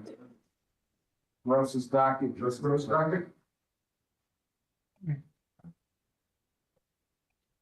It's 251537 FY People State of Michigan versus David Dominique Pepper. He is charged on one count of aggravated indecent exposure. Appearance to the record. Good afternoon, Your Honor. Bob Zivian for the people.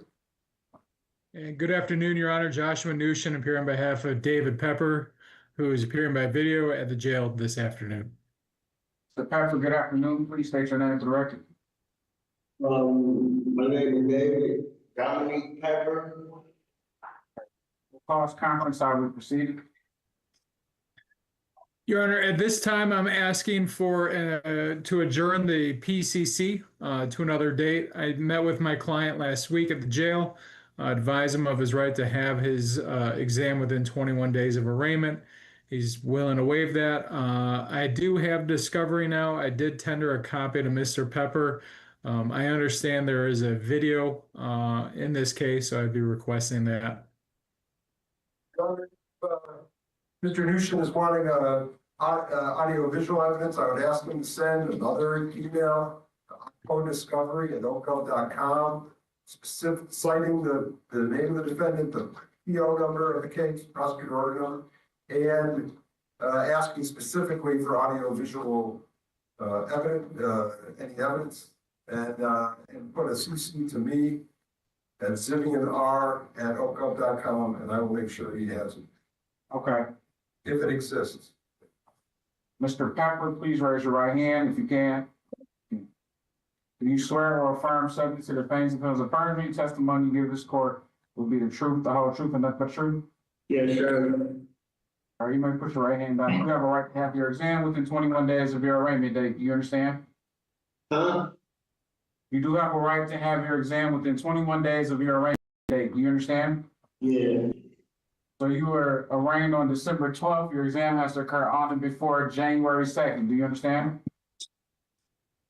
Yeah. Are you okay with your exam occurring after the 2nd of January? You're not waiving it?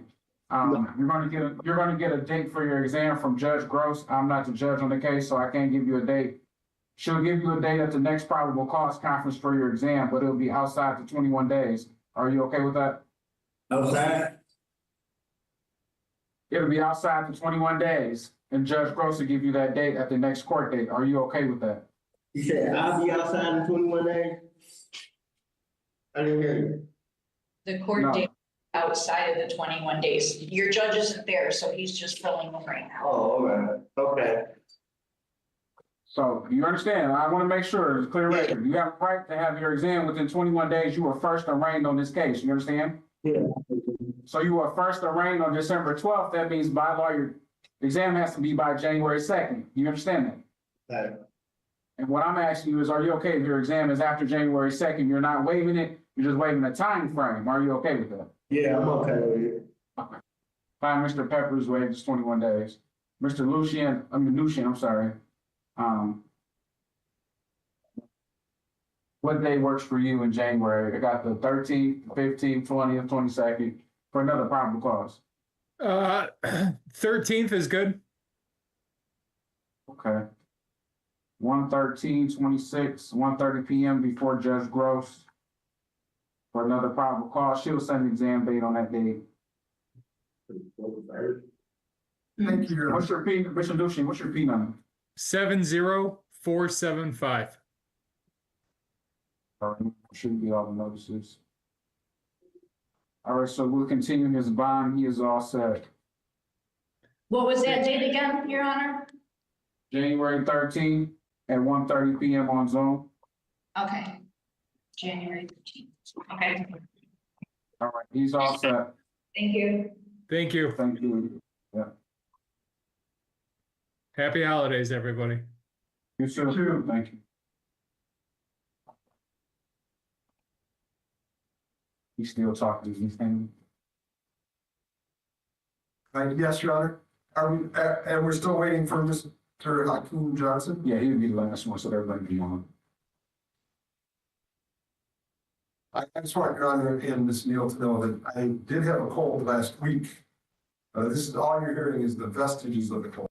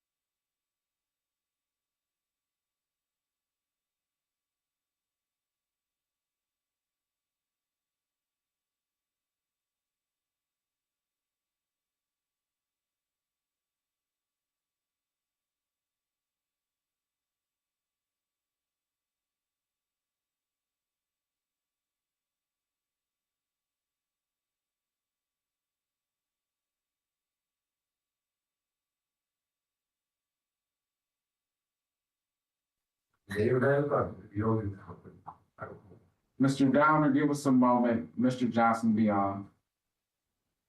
Thank you, Judge.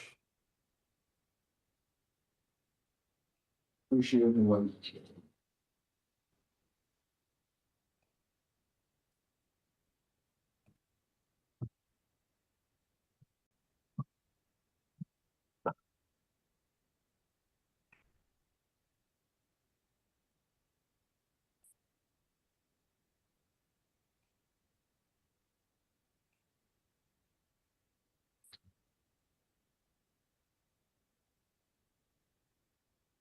Right, Mr. Dooney, you want to start to get minutes? Yeah, we're gonna need a couple of things. I have Deputy Bill here. And we're gonna need a sequestration order to make some stuff. But,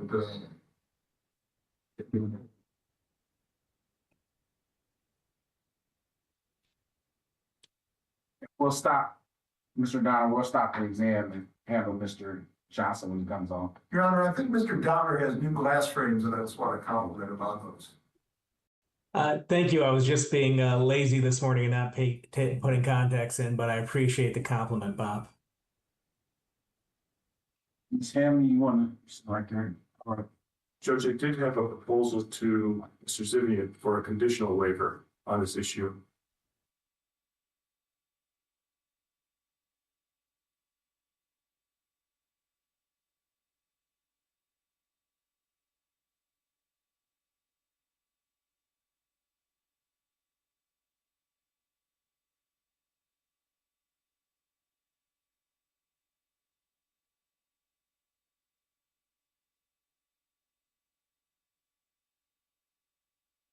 Right. This is case 251-229 FY People of the State of Michigan versus Eric and Hamley. She's charged with count 1, home invasion, 2nd degree, and count 2, assault or assault and battery. Appearance of the record. Bob Zivian for the people here. Stand, please stand. Sorry, Judge.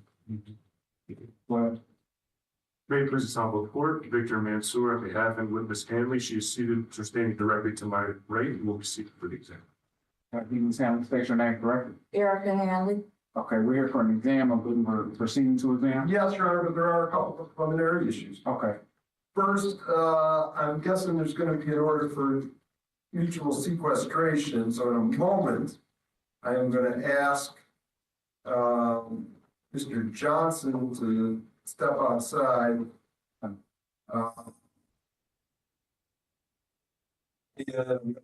the Deputy Hill, with exception, that he'll be serving. He comes in at the table. So that he would sit at the table next to me. So that's the first thing. And if I don't know if Mr. Mansour has witnesses present in court today. I just want to identify people, but I don't know if they are other witnesses. All right. Any witnesses? No, Judge. Okay. And 2 ladies behind. One of them is Ms. Brooks. She's a witness. She is going to be my first witness. Okay. And I don't know the other witness. She's not. Oh, no test. She won't. No, she's not familiar. Is she a potential witness? No. Okay. Okay. I'm Understood, Your Honor. And then secondly, and equally of importance, Your Honor, I want to put Mr. Mansour on notice, and I'm respectfully putting the court on notice, that that I'm going to be asking to amend the charges if the testimony comes in as I expected. Okay. The current charges, Your Honor, as it stands, are home invasion in the second degree and assault and battery as two separate counts. Does the court see that? Yes. Okay. And then, so respectfully, I believe that once the testimony comes in, I'm going to be asking the court to amend the home invasion second to a home invasion first. Okay. And I may be asking the court to amend the assault and battery to a felonious assault. Okay. It depends on how the testimony comes. So hearing all that, Mr. Mansour, how does your client wish to proceed? She know that home invasion was a 20-year felony. Felonious assault is a 4-year felony, and then obviously, I think you said the A and B, which is a misdemeanor. Well, respectfully, Your Honor, I believe the felonious assault would be replacing. Replacing, okay. But I don't know that until I hear the testimony. Okay. So understanding that, Ms. No one's forcing you, you can, proceed to exam, Ms. Hammond, you still want to proceed to exam? Yes, Your Honor. Okay. All right, you may be seated. You can call your first one. Okay. So I'm going to ask Mr. Johnson to just wait right outside of the court. People call silver bricks. He's going to come up here under standing and face his honor, but watch your step here, okay? Son, raise right hand. You swear or affirm subject to the pains of for perjury, testimony given this court will be the truth, the whole truth, and nothing but the truth. Yes. All right, you may be seated in that white chair and keep your voice up. Yeah. Okay. Whenever you're ready, Mr. Thank you very much, Your Honor. Ms. Brooks, could you please state your full name for the record and spell both your first and last names? Sylvain Brooks. My first name is spelled Sylva. Last name is Brooks. Directing your attention to September 21st of 2025, approximately at 3 o'clock in the morning. You recall where you were on that day at that time? Yes, I was at Kerry Johnson's house. Who is Kerry Johnson?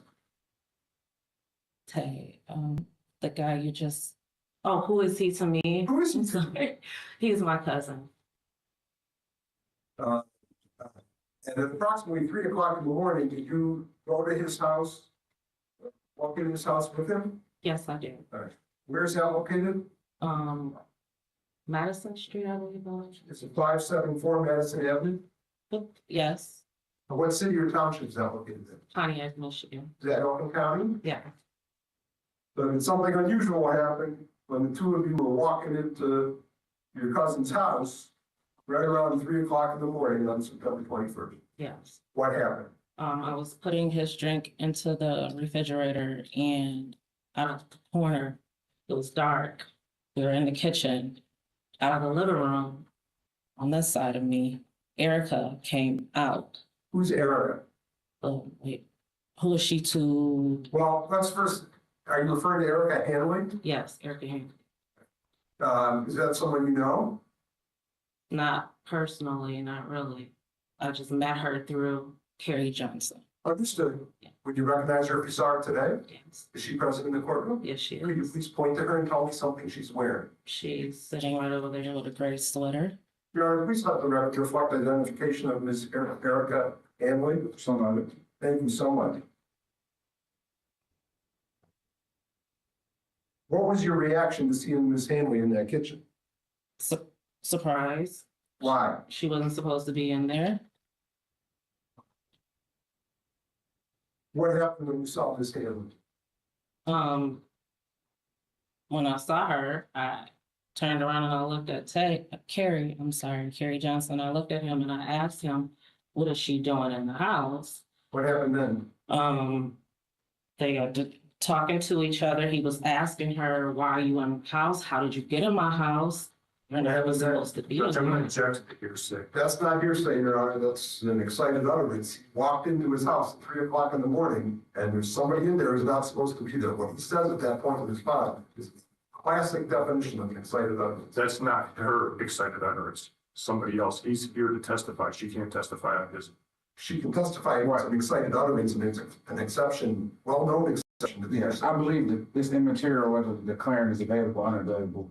But I would a little more foundation, like, did he, you know, how did he sound? Was his voice raised or surprised? I He get was excited. surprised because he was like, "You're not even supposed to be in here." He said, "How did you get in my house? I didn't I give you hear the you. key." What was the tone of his voice? He was upset. Your Honor, I submit this is an excited utterance. Objection overruled. Thank you very much. So did Ms. Hanley respond when he asked her how she got to the house? Yes, she did. What did she say? She said, "You know exactly how I got in this house." Carrie walked outside on his front porch to smoke a cigarette. What happened I next? said, "What are you doing?" Like, cause I don't ever see him smoke. And he was like, "She's making me upset." He said, she said, Erica said, "Do you want me to leave?" He said, "Yes, I do." Erica would not leave. What happened next? Carrie said. he was gonna Let's put it- skip over what Carrie said at that Okay. point. What's the next thing? Yeah. Okay, the next thing that happened after that was Erica attacked me. All right. What room in the house did that take place? We were in the living room and she attacked me And did she attack you with something or just with her bare with hands? her bare hands. Okay. What form did that take when she attacked? How did she attack? She was punching me. She was swinging at me. So I had to bite her back. What happened then? Then Carrie came in and he was trying to hurt us up. What happened then? I hit her and she went flying back. She got up, she went into the bathroom and we heard water running. Carrie told her he wanted her to leave his house. She would not. Understood. What happened? Then she went into the kitchen. She came out of the bathroom, she went into the kitchen, she grabbed a knife. Who grabbed it? Erica grabbed a knife from the kitchen. I grabbed a metal fan that was inside of the living room. Picked that up. And then I was like, "Where's my phone?" Because I could see me hitting her with that metal fan and me going to prison. So I called 911 immediately. What if anything did Ms. Hanley do with the knife? I guess she put it down. By the time the police came, the knife was out of her hand. And how close to you did Ms. Hanley get with the knife? She was standing in the kitchen. Tay was standing between me. Carrie was standing between me and her. I was in the living room.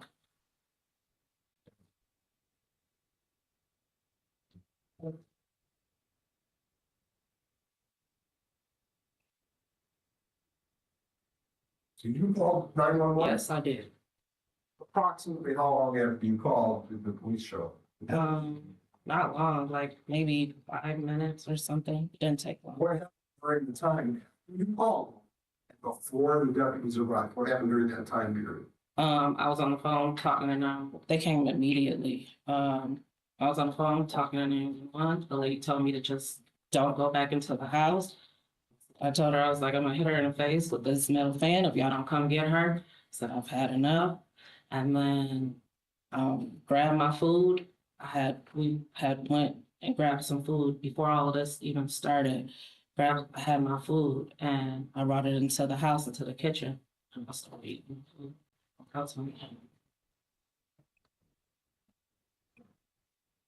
Thank you very much. This gentleman might ask you a question. Okay. Before we do that, scroll off the record a little quick. Mr. Downer, Yes, Your Honor. he's not in jail, so he didn't show up today, so it's gonna be a bench warrant. Let me call your case. I apologize, Judge. When I looked him up on Clemens, it was still showing Hakeem Johnson on the jail roster. See. We just gotta note that he's not in jail. No, he's not on the list. Oh, he's not on the list? I guess something like check, he's not on our list, so I'm gonna get our list and put him on it. Okay. I guess he got missed from the list, so let's call this one 251346 FY People State of Michigan West. Hakeem Rashawn Johnson, he's charged with one count of unlawful driving away a motor vehicle, appearance of the record. Good afternoon, Your Honor. Bob Zivian for the people. Good afternoon, Your Honor. Harold Downer covering this for my colleague Stephanie Achenbach for Mr. Johnson, who does not appear to be present. All right, so he was not put on the video list for that. The roast is not bad. So the new year, so we'll put this on January 6th, and that'll be at 1:30 on Zoom. Your Honor, Bill, even though he's not here, is there any possibility we could address bond? What, Your Honor, before we get the bond, if I may ask respectfully, is the court going to find good cause to, because I don't think this case has been up before. No, yeah, I'm gonna find good cause and wait for 21 days. He has a pending case out of 12 outstanding bench warrants and a pending case out of 6th Circuit. So I don't know if the bond will get any better, but you can make a record. Thank you, Your Honor. I'll acknowledge those facts. I will highlight that the pending case in the 6th Circuit, the offense date of these allegations actually predate. I believe it's back in April. While the case in the 6th Circuit was pending, I'm not aware of any bond violations. He made all of his court appearance. So with this county, he has shown that he will abide by bond orders. So I don't know that cash or surety is necessary to ensure appearance in this matter or to assure compliance with any bond conditions, since it's my understanding that the pending case that these allegations actually predate when they allegedly occurred. It shows that he's capable of complying with that, showing up to court and doing what he needs to do. May I ask what the bond is currently set at, Your Honor? 5K cash surety. Wait, I would respectfully ask the court to maintain the bond. I understand the court can review the bond de novo, but I do want to say for the record that I don't believe there's been an abuse of discretion in whoever set the bond. Given what the court read off about warrants and another case pending in the 6th Circuit, I think that bond's actually low, but I'm not going to ask to increase it. That's not what I'm doing here, and the gentleman's not here. So I'm not asking to increase it, but I am respectfully asking the court to maintain the bond. Yeah, he got a 6,000 cash surety bond out of circuit court. Pre-trial date for January 2026. So I will find that there's no abuse of discretion. We'll keep the bond. And he has too many bench warrants, so he's a flight risk. Obviously, he's not showing up to court. So bond will continue. Thank you, Your Honor. Everyone have a wonderful day and happy holidays. You too. Happy holidays.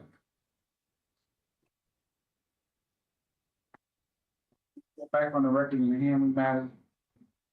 251229 acquired people of the state of Michigan versus Eric and Hanley, appearance to the record. Bob Zivian for the people, Your Honor. Good afternoon, once again, Judge Victor Mansour, on behalf of witness Hanley was present. Sam, state your name. Erica Hanley. Okay. Judge, I have no questions for this witness. No question. What is it? She can be excused. All right. Ms. Brooks, you may step down. You're excused from questions. I would just ask if Ms. Brooke can wait outside of the courtroom. Okay. For me. People call Carrie Johnson, if may I step outside and give them knock? You may.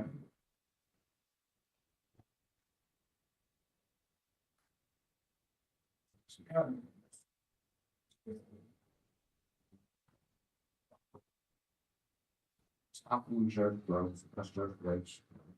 Support, we separate. This is not. Johnson, this follow the meetings to him. Step up here and face his honor and remain standing. He'll tell you what to do. Just step up there, be careful. Trying to raise your right hand. Swear or affirm subject to the banks of the party testimony you just spoke to the truth, the whole truth, and nothing but truth. Yeah. Well, you may be seated in that white chair behind you. Mr. Zivian, whenever you're ready. Thank you very much, Your Honor. Mr. Johnson, could you please state your name and spell your last name? Kerry, K-E-R-R-Y, Johnson, J-O-H-N-S-O-N. As of September 21st, 2025, where were you living? 574 East Madison, on English. Is that Oakland County? Yes.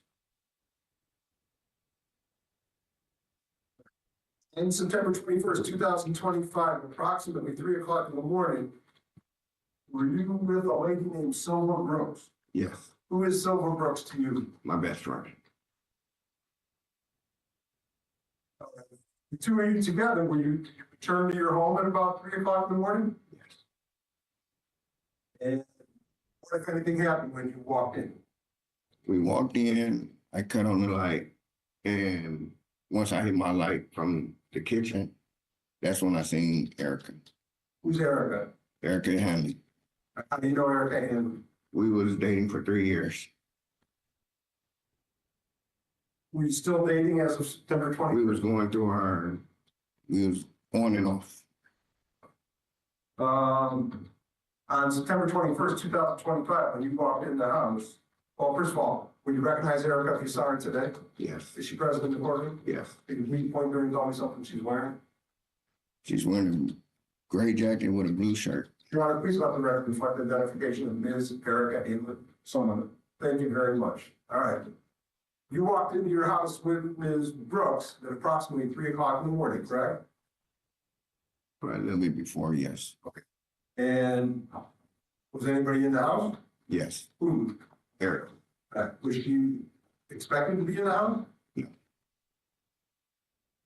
You permitted to be in the house without? No.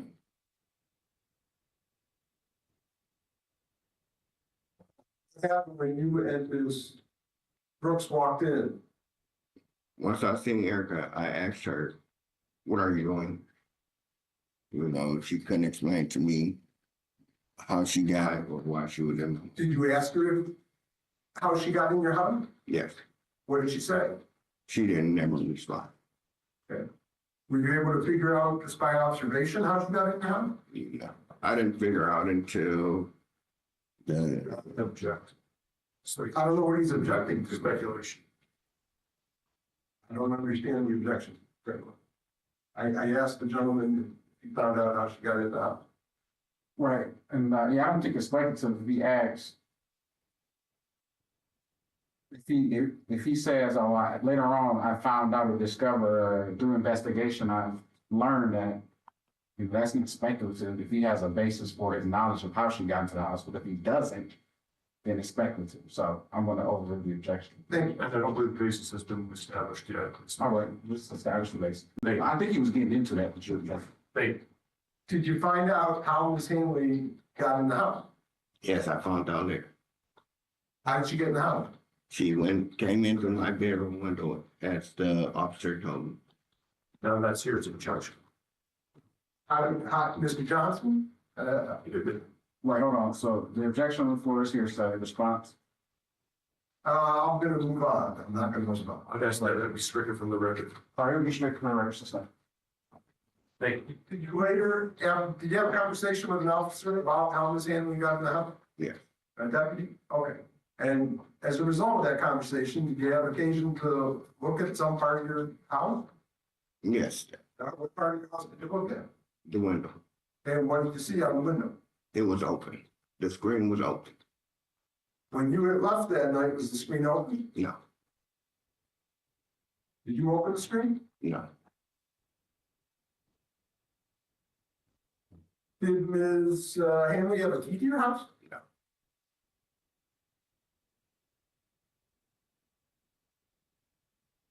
So now let's back up to when you and Ms. Brooks walk in and you see Ms. Hanley inside?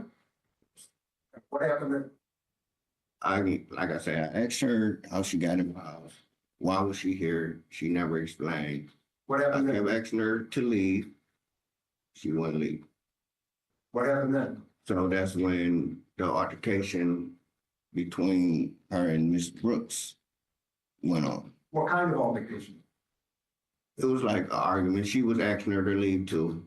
Miss Brooks was asking her to leave. Did it become physical at some point? At some point, yes. What happened then?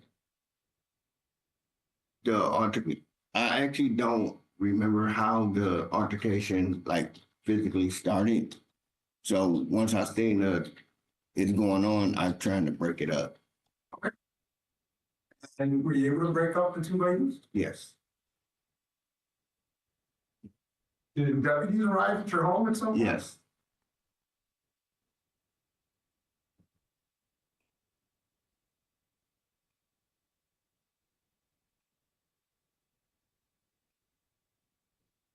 I have no further questions, so this gentleman may have some questions. Ross? Thank you, Judge. I do have some questions for Mr. Johnson.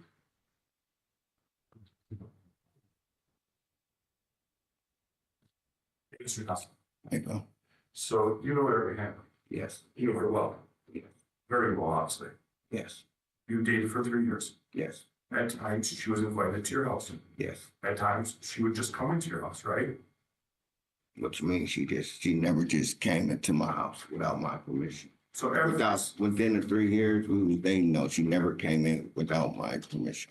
every single time she came into your house, you had either, I was there every single time. every single time. She never walked into your house by herself. No, In over 3 years you were dating. I'm going to object at some point, add to the answer. Sustain one. Now, during the 3 years of dating, you obviously were very close. And you indicated that you guys, so let me back up. On September 21st, 2025, you were still dating? we was back and forth. You were still dating? We was going through our problem. So I had told Miss Hanley that, you know, I think we should separate or whatever the case may be. Verbally, by text? Yeah. Verbally, in Yes. person? Yes. When did you tell her that? It was maybe, we was arguing maybe a week prior to that. None of the arguments were But it was- physical, right? No, none of them was never physical, but I was still seeing her. You were still working it out. Yes. And at that time, on the 21st, we're still actually working it out. We were still working it out, but it was like we weren't together. Is that what I'm saying? Yeah, just off of her. You guys were still working it out. Yes. If you can say that, yes. And on the 21st, this was after midnight. Where were you prior to coming home? I was out with Sylvain. Were you guys at the bar drinking or anything? We was at a birthday party. For a kid birthday party, yes, see, There's alcohol. a little bit. A little bit. Do you remember what you were drinking that night by chance? I had a beer. I had maybe 2 beers, but it was a kid birthday party. No, it's okay. I get it. So at 3 in the morning, you guys came home. And that's your best friend, right? Yes, So you guys are very close, you and Miss Brooks. yes, And you were surprised that Erica was in your house. yes. You didn't see any doors broken, did you? No, You actually didn't even see the window gate open, did you? Initially. I didn't say at the time, no. And you didn't know if the front door was locked or unlocked, did you? No, I locked all my doors. Are you sure? You Yes, yes. You have a keypad for any of your doors? I don't have a key, but I have a key, just a regular key. So regular, now is it a deadbolt as well? No, not a deadbolt. And how many different doors do you have that go into your house? 2. Where are those two? Side door and front door. Side door, is that the door you entered from or from the That's front? it. No, I entered from the side door. You didn't enter in from the front door, did you? No, You ever go out of the front? no, So you never touched that front door that? no. So when you went out to, did you ever go outside your house during this time? Doing whatever. During right around 3 o'clock in the morning, after you saw her? I asked Erica to leave. Yes, I opened that door. That's when I opened the front door to ask Erica to leave. So, now, was the front door or the side door? I just want to be clear on. The front door. What street does the front door face? Madison, East Madison. What street does the side door face? My driveway. You're driving, oh, yes. So you're in the middle of a few houses? Yes, Okay, not a corner lot? I'm in the middle of, yes, 2. Now.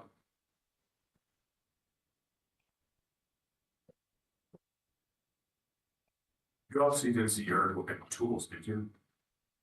At the moment, no, You didn't see her with any masks on? no, You didn't notice any take, did you? no. And when you saw her, she came and talked to you, right? Well, I was like, basically, yelling, like, why are you in my house? And, she wouldn't explain to me how she got in my house or why she was in my house. She didn't attack you when you saw her, when she saw you? No. She didn't attack Miss Brooks when she saw her? So at the time when you guys first saw her, there was just talk, correct? You didn't notice anything stolen? No. You didn't notice anything broken? No. You didn't notice anything forced entry into the house? No. You were just talking when you first saw her, right? Yeah. Nothing more? And then eventually, something escalated, right? But initially, nothing was going on besides talk. At the moment, yes, the only thing was talking. And during the time you were talking, it just got a little more heated as the talk went on. Yes, sir. And it started to get to a point where it boiled over, in other words, right? Yes, sir. So it wasn't like it just boom, boom, boom, right off the bat, she started attacking him. So she was there, you would guess, or would you, why do you think she was there? If Objection calls for speculation. If you know, Just that. you don't know why she was there, right? But she didn't attack him when she saw it, correct?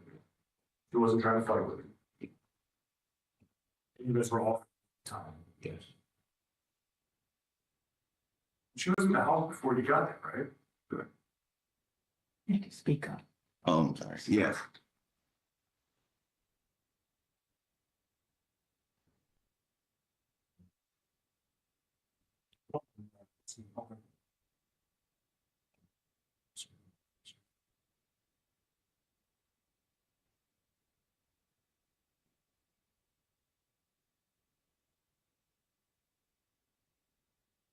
Thank you, Judge. No further questions.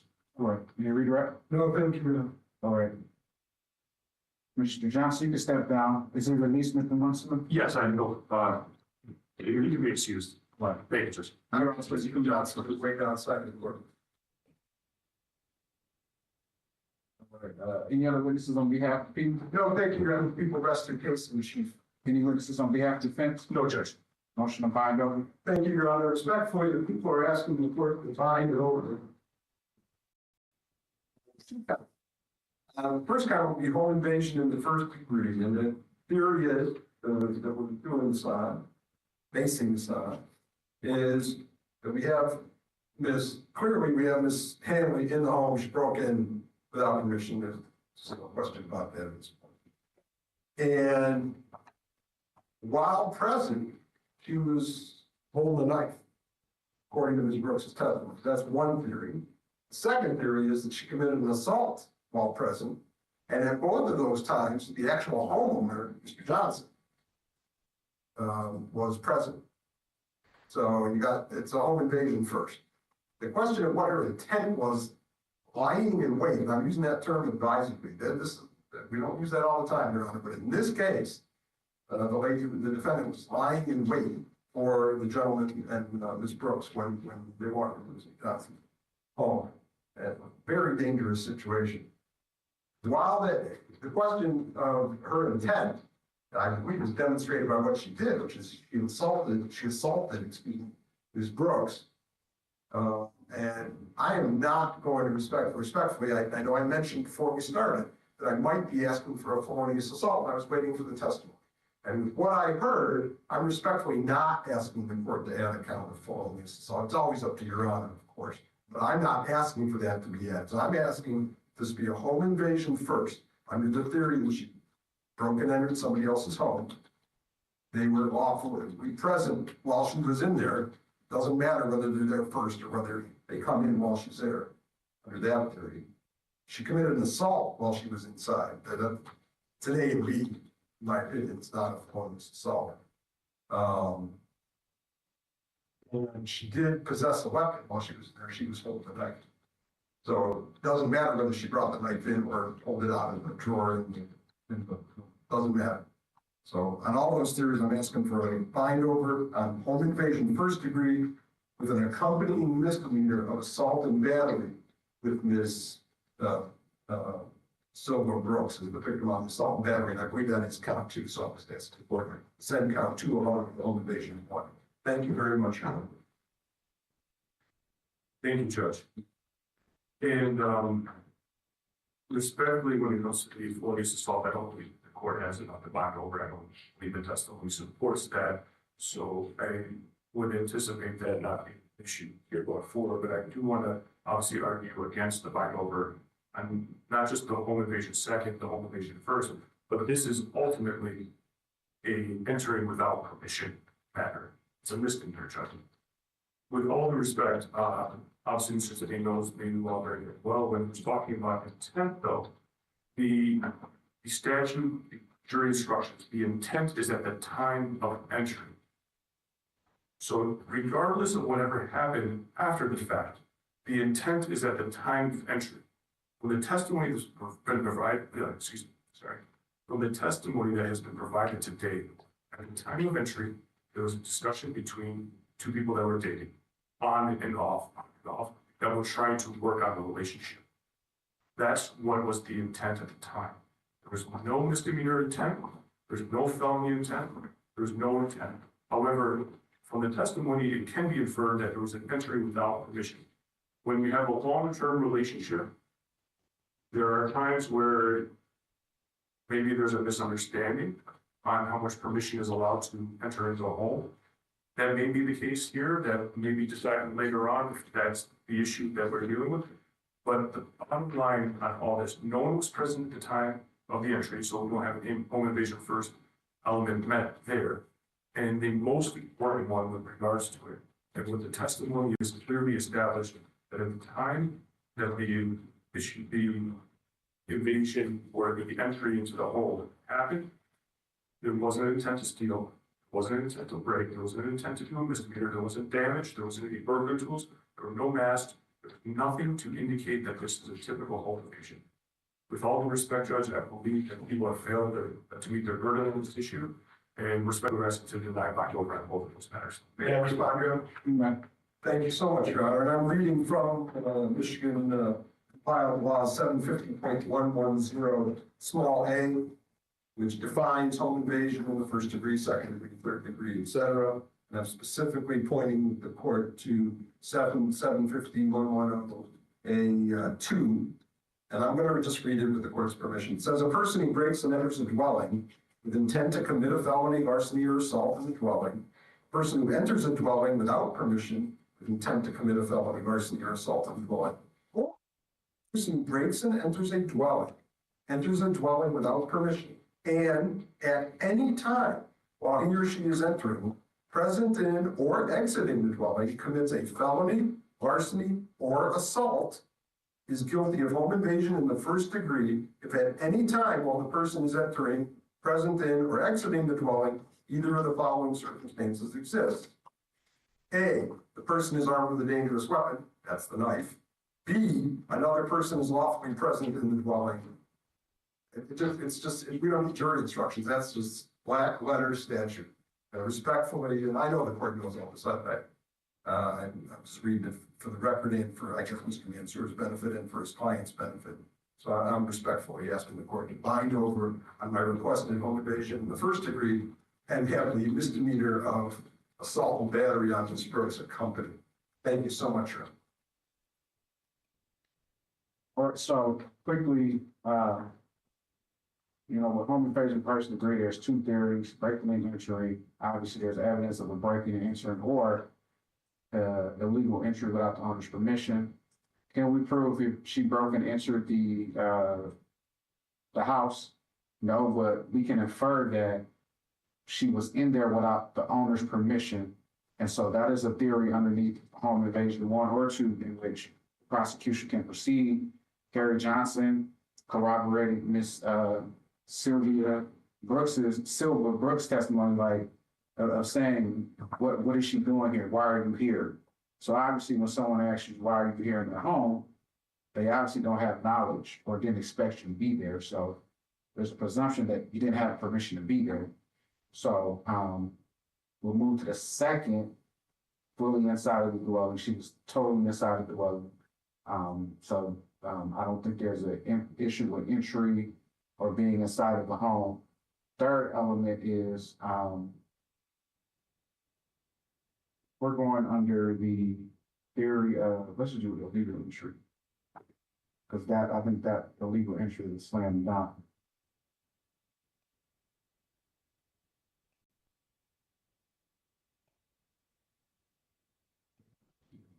Entry without owner's permission. That's what it is. So, second, defendant entered the dwelling that he or she intended to commit assault and battery, or there's a second part of that, intent is not needed.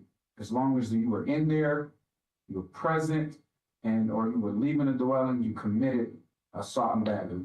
So the second part of that doesn't even take in consideration intent, because the first part of that is what was on your mind before you entered, and the second part deals with what happened while you were in and leaving the building. So I think under the second element, the jury must find her guilty under.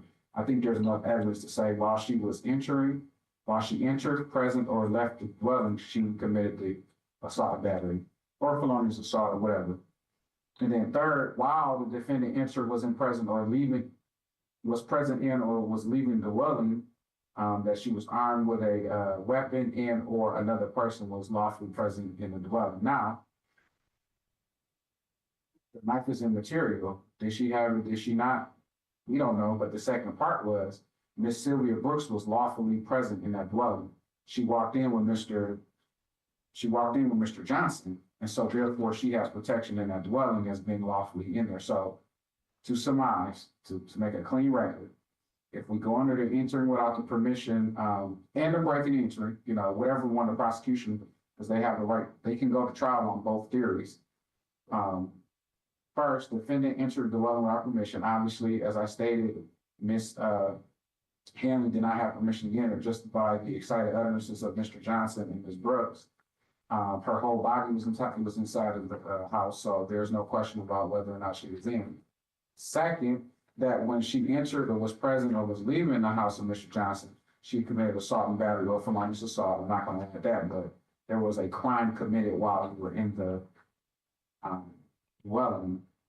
And then the third, that when the defendant entered, was present, or leaving the dwelling, either the following circumstances existed: there was another person lawfully inside the dwelling. So I think there's more than enough to send to the jury and to actually the jury to deliberate over. So I'm going to bind her over on count 2, assault and battery, count 3, home invasion, the first degree.